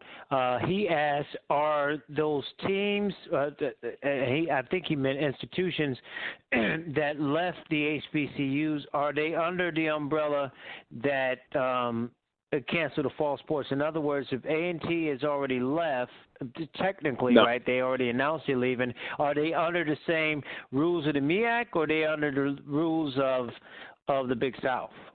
No, they are technically, for the next year, they are still in the MEAC. So, yes, this decision affects Florida A&M, Bethune-Cookman, and North Carolina A&T. The way the system works for the MEAC and for many conferences is, as long as you let a conference know that you're leaving a year before you're actually leaving, then there is no penalty. You remain in the conference. That's why those decisions by Florida A&M and Bethune-Cookman were right at this deadline. The deadline is July 1st. Hampton, when they left in 2017-18, did not meet that criterion, even though they were well aware of it. And as a result of that, there was a fine, there was a penalty, and eventually all of the MEAC schools were told not to schedule Hampton because Hampton had defied what was a clearly defined rule as it relates to if you want to leave. If you want to leave, there's no problem. Only the thing the conference is saying is that you must give us a year in advance notice so we can make all the adjustments that we have to make scheduling going forward, for example, going forward, but also related to any kind of economic issues or any other kind of adjustments that they have to make. So North Carolina A&T was well ahead of the deadline. They made the decision in February. Bethune-Cookman and Florida A&M were faced, if they did not make the decision before July 1st, they would have had to stay in the conference for not only 2020-21, but they would have to stay in for 21-22. And they made that decision only days before the deadline. So, yes, A&T, Florida A&M, and Bethune-Cookman are all subject to that decision by the MEAC. And I think I was mentioning to you that the SWAC presidents are probably meeting as we speak. I would not be surprised if they don't have a decision by tomorrow. And from the information I'm getting, it's almost certain that the SWAC is going to follow in the same decision that the other three HBCU conferences have made already, which means that they're going to cancel the fall sports. The winter sports, again, still remains open because they have a little time They don't really get into practice until October. The games really don't start until November. So Dr. Thomas answered that, as I said, he answered that very well today, that is on hold as they kind of read the tea leaves heading up into deadline dates before they make decisions about that. And, the Big Ten, the Pac-12, I think, and some others have already made a decision for football that they're going to only play conference games. So they've canceled all of their non-conference games. And I'm thinking that even those conference games are in jeopardy because, as more people are testing positive, I think that, I don't know if you've seen it, but A&T had four players that were on campus working out, test 5. I think Florida A&M had 9. And if you're reading the pattern, it doesn't bode well in terms of, trying to mitigate those 9 or those 4 that you may have, how many people they had contact with, and if it starts along those lines, it would be just a disaster. So I think that was a smart decision on the MEAC as well as the CIAA and the SAAC. I would expect the SWAC to follow soon, But yes, to answer that original question, A&T and with the Big South and Bethune-Cookman and Florida A&M won't be subject to their new conferences until after this year. And I'm sure they wasn't expecting COVID-19 to kind of throw everything off, but it is what it is. So they're talking with Luke Williams, of course, the owner of the Black Collar Sports page here on the Batchelor News radio show, 646-929-0130, the number. Get in touch with us. With that, I turn it over to my good friend, Tony T. Mac McClain. Well, Luke, you sort of answered, at least a couple of my questions. Not to go too far off here, but is there any update or follow-up in regards to the firing of George Williams from St. Aug's? I heard that he might be trying to sue the school or something. Is there what's been the follow-up with that? Yes, he has filed a suit on behalf of not only himself but about, I can't remember. I have a copy of the suit, as a matter of fact, and actually I got sort of carried away for covering the CIAA and the SIAC making their decision this last week, and then Hampton making the decision right before I went to press. That I didn't include the suit in my page this week, but I do have a copy of the suit. He's filing a suit against the school, against the interim president who fired him, against several other people, and he has I think 3 I guess you call them litigants. No, they would be the defendants are going to end up being the school president and there's several others maybe that are mentioned in the suit. I don't have it in front of me right now, but but he has filed suit. He is attempting, I think, to not only get his job back, and the story is, of course, that George Williams, a longtime coach at St. Augustine's, not only the track and field coach who has won 39 NCAA championships during his illustrious career, has been at St. Augustine's for the last 50 years, including as a student, but has led them to national and international acclaim, led the Olympic track team. He was fired kind of abruptly, and what it turns out, as I understand, this is the backstory, is that as the track and field head coach, George Williams and Coach Williams, and his nickname is Pup, had really developed a relationship and financial arrangements with several, let's say, athletic companies that was used in track and field, but perhaps some thought was not being used across the board of St. Augustine's athletics. And the change was intended to bring someone in that would, while they would maintain, say, those relationships with track and field, that money would be spread out to the rest of the athletics.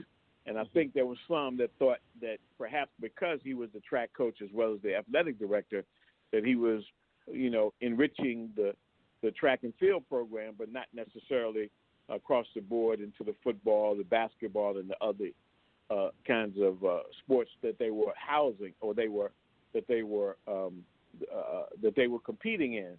So that decision was to try to get him to step down as the athletic director, bring someone else in. And if you could kind of read that if you read the statement from St. Augustine's when they made the decision.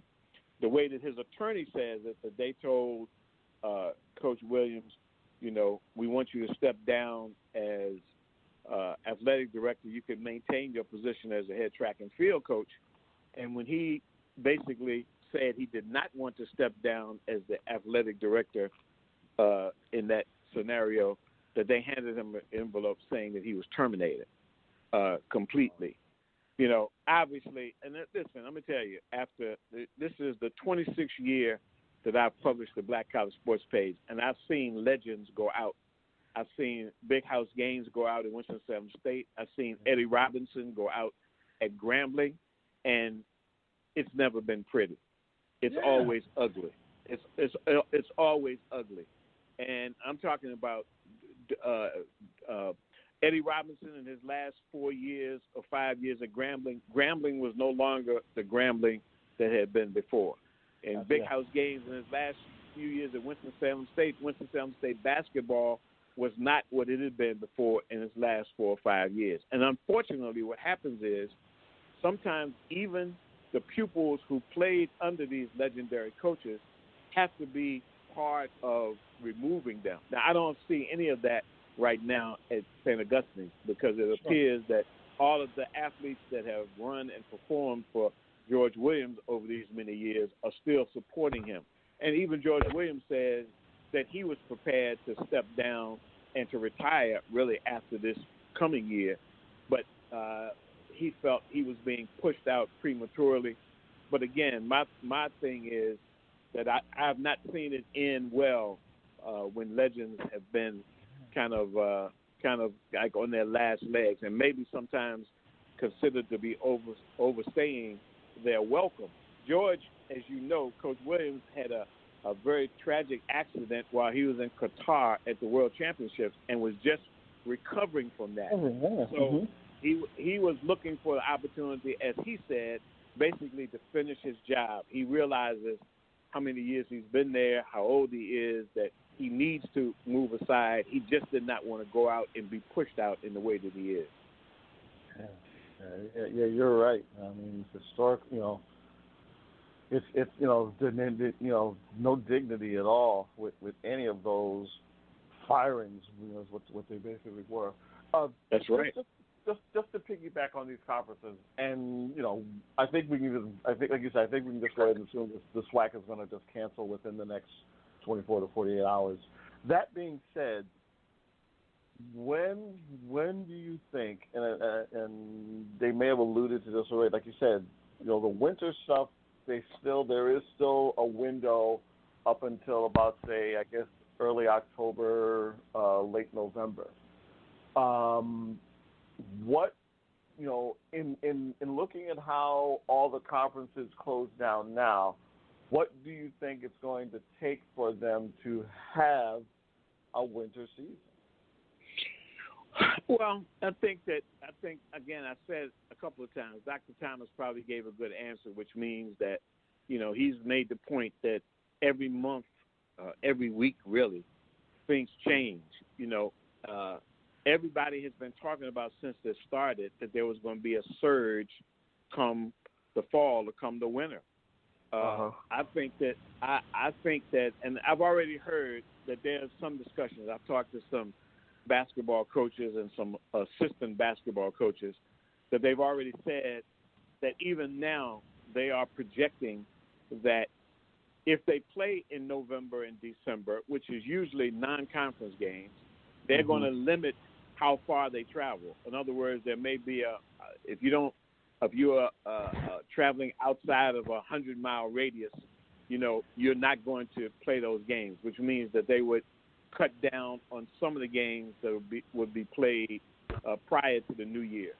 And then there are other discussions that say that even the conference schedule, which usually begins in January and runs through the end of February into March for the Division One, that they may even cut that down. It may not be home and home for everybody in both directions. And obviously, what that brings up also is, what do you do at the tournament? And there are discussions that I've heard and was actually subsequent to the MEAC call today that there are some changes with the tournament. In other words, the tournaments where you are in, whether it be Norfolk for the MEAC or what's now Baltimore for the CIAA, where the teams and schools are there all week, that they may be contemplating some adjustment to that, which is, playing the early round games at home, only coming to the arena, if then, to come for the tournament. So, I mean, the bottom line, Tony, is that everything is so much in flux right now.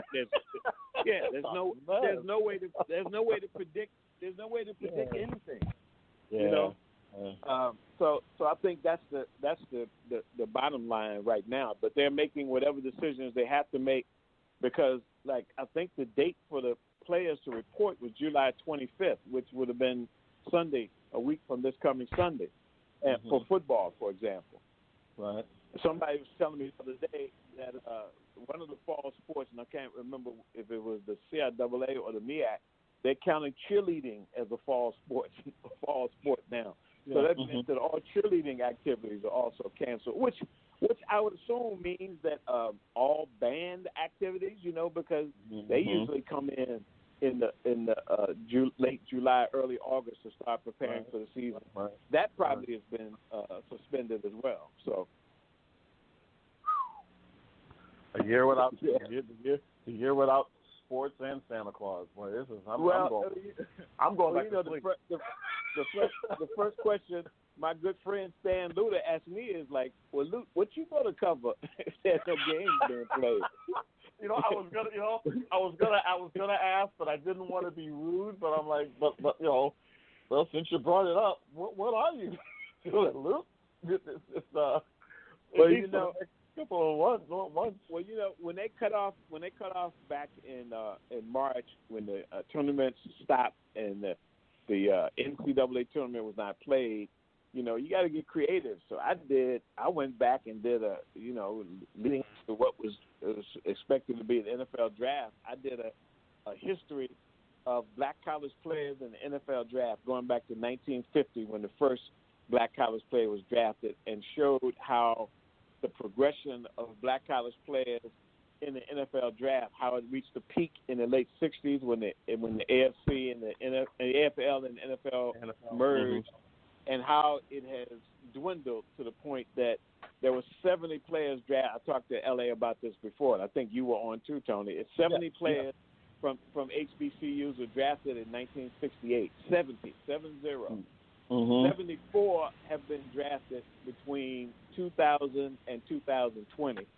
So in a 20-year span, what used to be 70 players from all over the black college football world were drafted in 1 year, and now it takes 20 years to reach that. That just talks about how the demographics have changed. And, we haven't even talked about this, and I'm sure LA at some point would love to talk about this with the kid Makua Maker deciding to go to Howard University. What kind of sea change does that perhaps portend for college basketball as well as college football? There are a lot of transfers that have come to HBCUs this year on the football field that are not going to get a chance to play now that these decisions have been made. So, as I said, it's just so much that's happening, man. Yeah. Well, if you need any story ideas, feel free to either call me or email me. I'm willing to help. But I'm sure you'll be fine. No, I'll keep that in mind. I need. Oh, sure. I need feel free. I got you. Want to go to my good friend Orlando Big O Hughes. Questions for Luke. Well, Luke, how are you, brother? I hope everything's well with you and yours. You guys have pretty much covered it. I mean, I guess we can go into the thing because there's no football, so we can look towards basketball. And we mentioned the young man that's going to Howard. But do you see this as a potential, how do you phrase it? are we parting the hair, to put it, where these kids are really, really seriously looking at HBCUs, or is this just a moment in time? Will move on eventually. Well, it certainly remains to be seen. I think that McClure Maker has made a decision. It's certainly a start. I think you got to keep a lot of things in mind about his decision. He's not a normal African American kid. I mean, he's got a different kind of background. He's stepping out and making a decision that is very bold, in my opinion. But he is not a product of the quote unquote American experience that has led all of the previous blue chip players to make the decision that they're going to go to Duke and the Kentucky and the wherever else and not even consider HBCUs. I think that it's potentially a game changer. I want to see, I've always said when LA has asked me this question or anybody has asked me this question, I've said before that it's going to take a special coach and a special institution that has support not only from the coach but from the AD and from the administration to really try to bring this about. Now, listen, I think it was a product of a lot of things. I did a story about Lavelle Moulton, who basically said when the George Floyd murder happened that a lot of these so-called coaches that are recruiting and landing these blue-chip black players for years, they had not said a word. They hadn't said a peep. And after that, they started talking, whether it was the Calipari's or whether it was the what's the coach's name at Alabama, the football coach escapes me right now. What's his Nick name? Saban. Nick Saban, yeah. Nick all Saban. of these guys started talking after that. Everybody came out with statements. Conferences came out with statements because they know that the black athlete is the cash cow. And this is what Lavelle Moulton had actually said before. If these kids really understood the power that they had, they would go to HBCUs because it would change the landscape. And in this environment where we're talking about systemic racism and social justice and historic oppression and all of these kinds of things, I've always said I thought it would take AD and a special institution. It turns out it took really a special player. McClure Maker is a different kind of guy. He's different in terms of that decision. I don't know that how many African-American parents, even that went to HBCUs and that have had successful careers after their athletic or academic careers at HBCUs, you know, if you look at a lot of these kids that have gone to Duke and the Kentucky and others, their parents went to HBCUs. They went to the Alcorn States. And the kids end up going to Michigan State. They went to A&T, and the kids end up going to Duke. You know, I can give you and cite you chapter and verse of plenty of these kids who did that. Their parents didn't consider the HBCU. They said, I'm not going to – I went to an HBCU. I played sports at an HBCU. You're not going to an HBCU. You're a big-time kid. You're going to Duke or Kentucky or UCLA or whomever. McClure Maker doesn't come from that environment. And even in some of the Zoom calls that we've had, some of these athletic directors in the HBCU world and some of these guys from the HBCU world have talked about the fact that played with them don't even consider HBCUs. So, no, McClure making the decision is kind of a knock in the head. It's kind of like a baseball bat upside the head for many of these African-American parents, as well as to some degree to the athletes themselves, even if the parents are not touting the HBCU experience. Some of them are saying, well, wait a minute, why did you go to an HBCU? Or you're doing fine, you have a profession, you're doing well, in your career, but you're not even trying to push me in that direction, So in that sense, I think that his decision is ground shaking.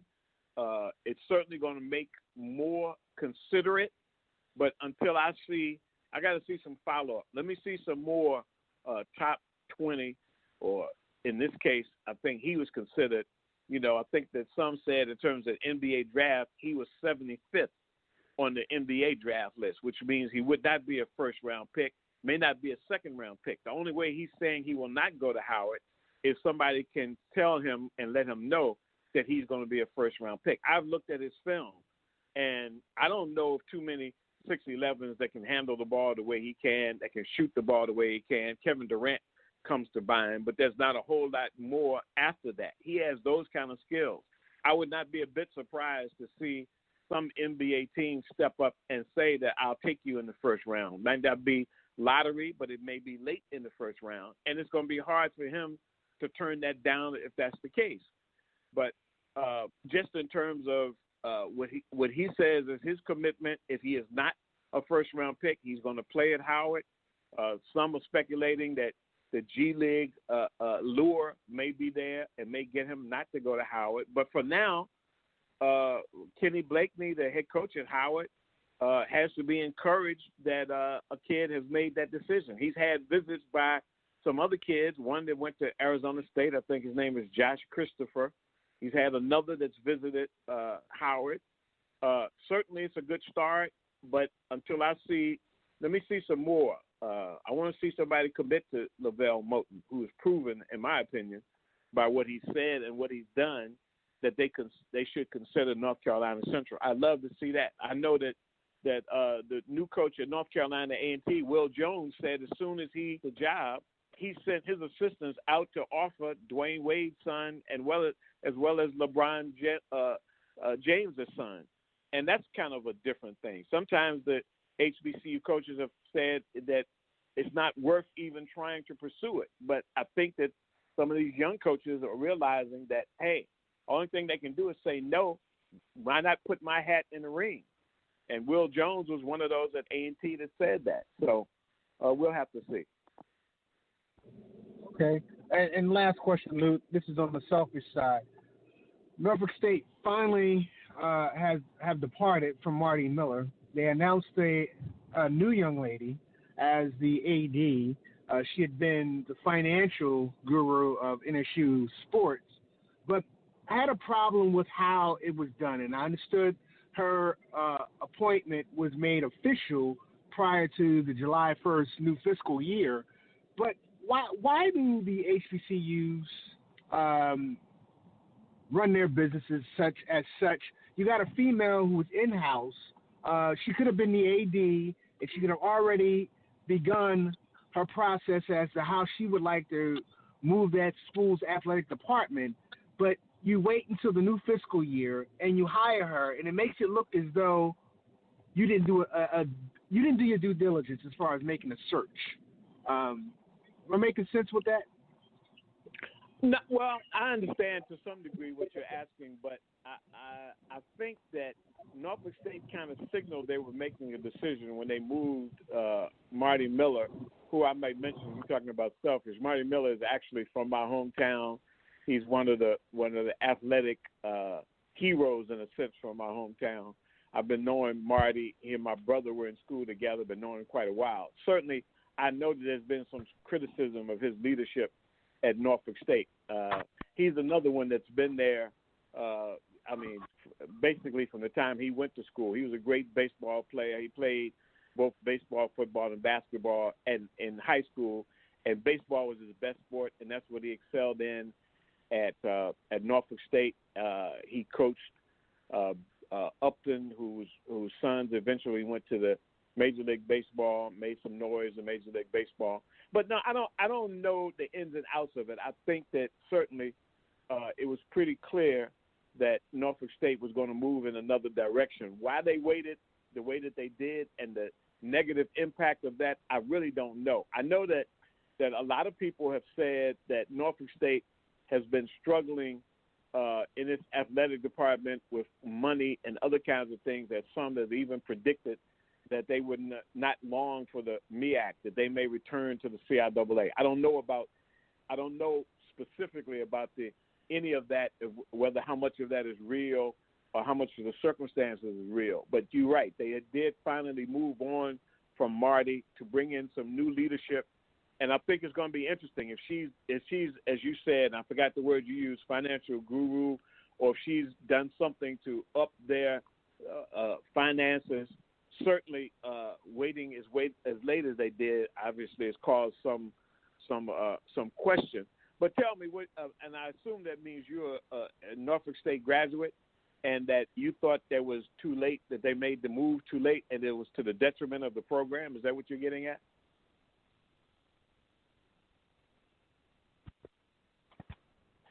Let me get Orlando back on the line for you, Luke, to answer that question. He's here. Go ahead. Go ahead, Orlando. Hey, no, Luke. I definitely a Spartan. I'm a diehard behold the green and gold all day, every day. But the appointment. Marty had done great things, but Marty had been there, as you mentioned, since his graduation, and Marty kind of rode out his heyday. His last really heyday was like in the early 2000s, but it really hasn't done anything since. And we as the alumni, especially being financial and the younger alumni, because we're not so young anyway now as we look at things, but we had a problem with his hiring of coaches. Like he fired, Coach Clark from the women's program, and he took the men's assistant coach and made him the head coach. The firing not the firing, but the coach from when Norfolk upset Missouri moved on, and he hired, Coach Jones, who Coach Jones can recruit. But it took a minute for everyone to approve of Coach Jones, and it looks again as though here we are at Norfolk State not going out and trying to get a coach, not trying to get an athletic director, and no one knew her. And like the press conference and like the welcome to her welcome press conference was nothing but, an interview of she was on a job interview. And I thought that was handled poorly. So the school is not doing itself justice, and they didn't do this young woman justice. She graduated from Savannah State. She was a hellified volleyball player and everything else. And, asking her what's her vision, because I honestly believe that Marty got himself fired because Marty was entertaining the CIAA again. And that's not the direction that we go to.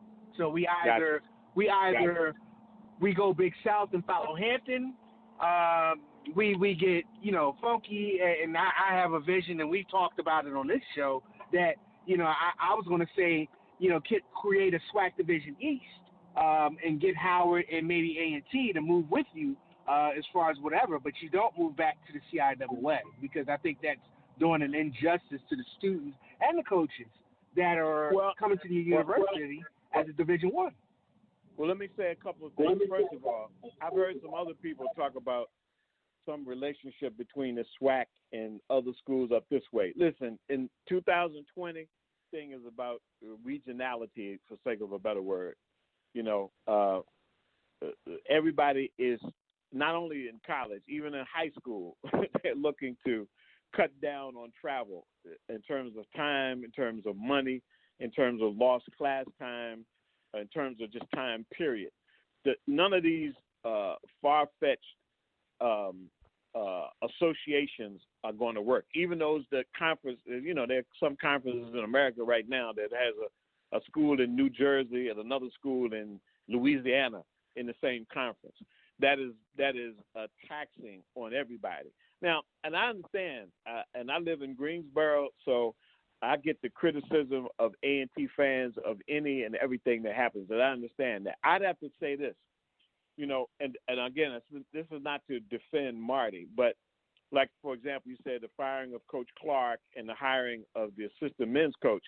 Norfolk State's women's basketball has probably, and this is my opinion, this is an unbiased opinion, has probably improved under him. They've been contenders. I agree with you that the Robert Jones hiring, and I understand from a Norfolk State standpoint, was very questioned. Norfolk State has a glorious basketball history, and Coach Jones has kind of been on the thing, has not kind of gotten over the hump.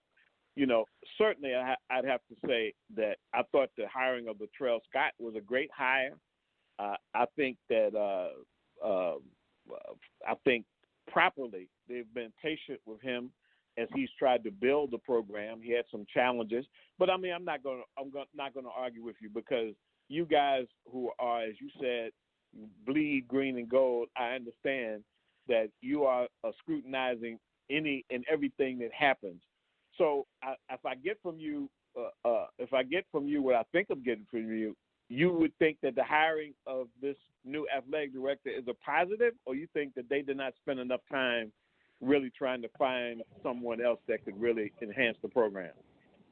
No, they don't handle perception well. I think all the HBC, not all, but most HBCUs don't control their narrative and the perception, because the perception is damning. Like I said, Robert Jones is good. Even this kid now that's coaching the women's team, you're right. We saw LA and I called a game where they really kicked A&T's behind. Exactly. And they lost to Bethune-Cookman because they had the player of the year dogging it out for Bethune-Cookman. But on perception, we don't seem to take that next step. I like this woman as an athletic director, but it does not look well how it was handled. And it doesn't look well. Yeah, Norfolk State is kind of it's Temple University, as I call it, Temple University of HBCUs. You got a lot of locals right there from VA, but then you have a lot of people from other places. And so they connect with the locals, but they don't connect with their alumni base all around the United States. That's the thing that's there. I got you. And my only problem with Marty is Marty had a broadcasting program in the 90s that was making the university look good, and it wasn't costing the university anything. I fault Marty, and it's going to be hard to defend him on this, for not having that same type of broadcasting program in the 2000s. And that's what really, really hurts me, is that they don't have a good broadcasting. Young brother that's doing it is nice, but he's holding a spot that a student or a new person could be broadcasting that game. Well, the thing about controlling narrative, I understand, because almost in every one of the positions that was open this year, coaching, for example, there were a lot of different issues. There were issues at Howard with their having to fire their coach in the middle of the football season and bringing somebody else in. There was a situation with Howard's men's basketball coach. There was a situation with A&T's men's basketball coach who was suspended in December, and it was only 3 weeks ago that they made a decision about it. My mentality is this: I have some distance from a lot of the inner workings of how decisions are made. I would say 7 out of 10 times, and sometimes 9 out of 10 times, all of the factors that are involved in those decisions are not made public. And despite having sources, and believe me, I get sources and calls from folks from especially if they're alumni, I get calls from them all of the time telling me what's going on, what are all of the factors that are involved. And sometimes you just can't get the real story, so to speak. Fortunately, I have relationships with a lot of the ADs and a lot of other people around, good relationships, that if they tell me something's off the record, I'm not trying to violate them.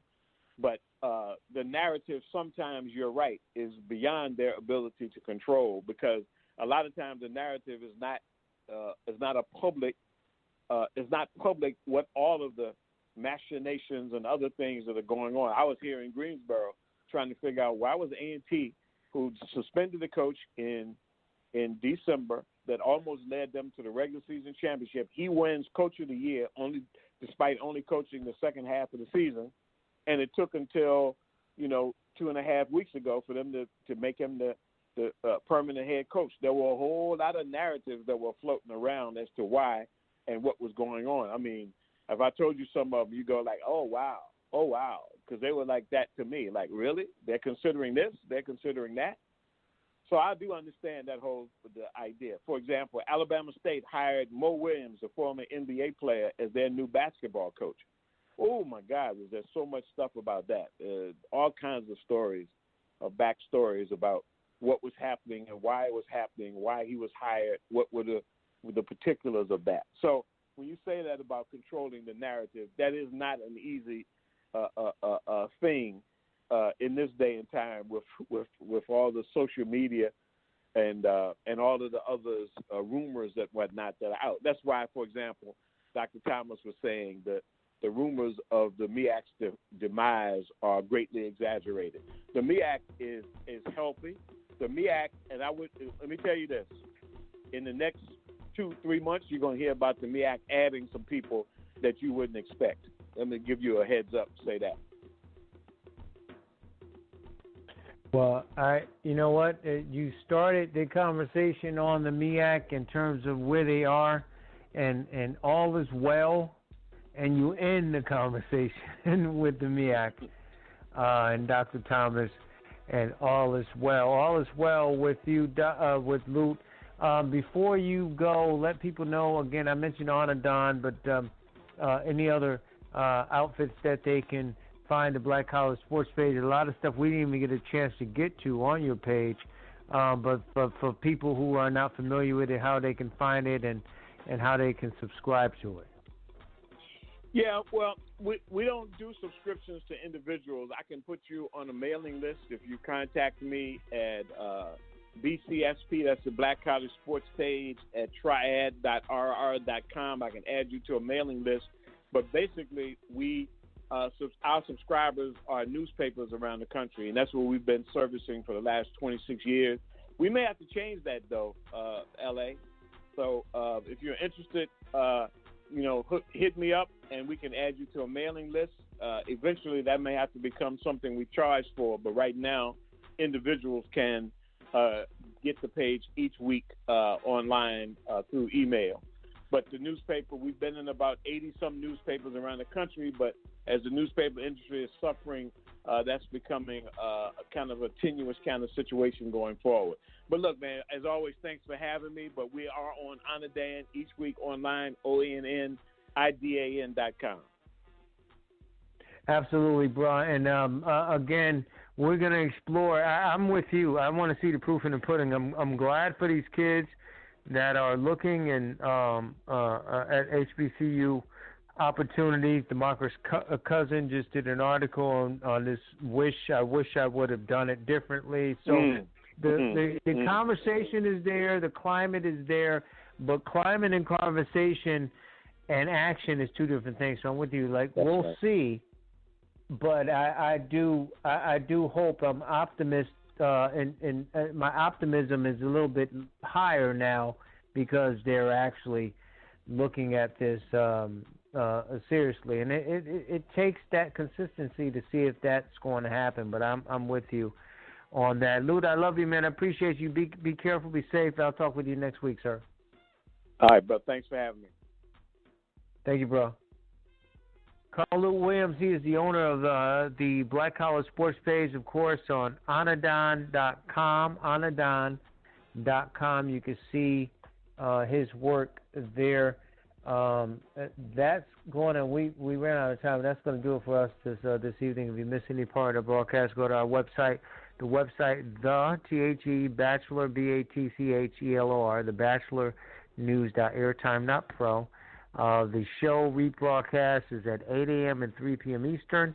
8 a.m. and 3 p.m. Eastern, you can catch the Batchelor News radio show. But while you're at the website, look at our schedule. Lots of great programming, lots of great music, lots of great sports, lots of great conversations there.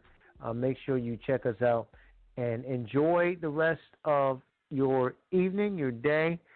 Thanks to all of our guests, and we will be back next week. Don't forget, tomorrow, it is 2 shows live at 9 a.m. Eastern. That will be the great NFL talk from Barry Barnes and Locker Talk with Barry Barnes at 9 a.m. to 9:30, followed by Live with Liza, social, economical, and racial conversations there on the Batchelor News radio show. She comes up at 9:30 to 10:30 as well. Enjoy. Talk with you soon on the Batchelor News radio show and the Batchelor News radio show.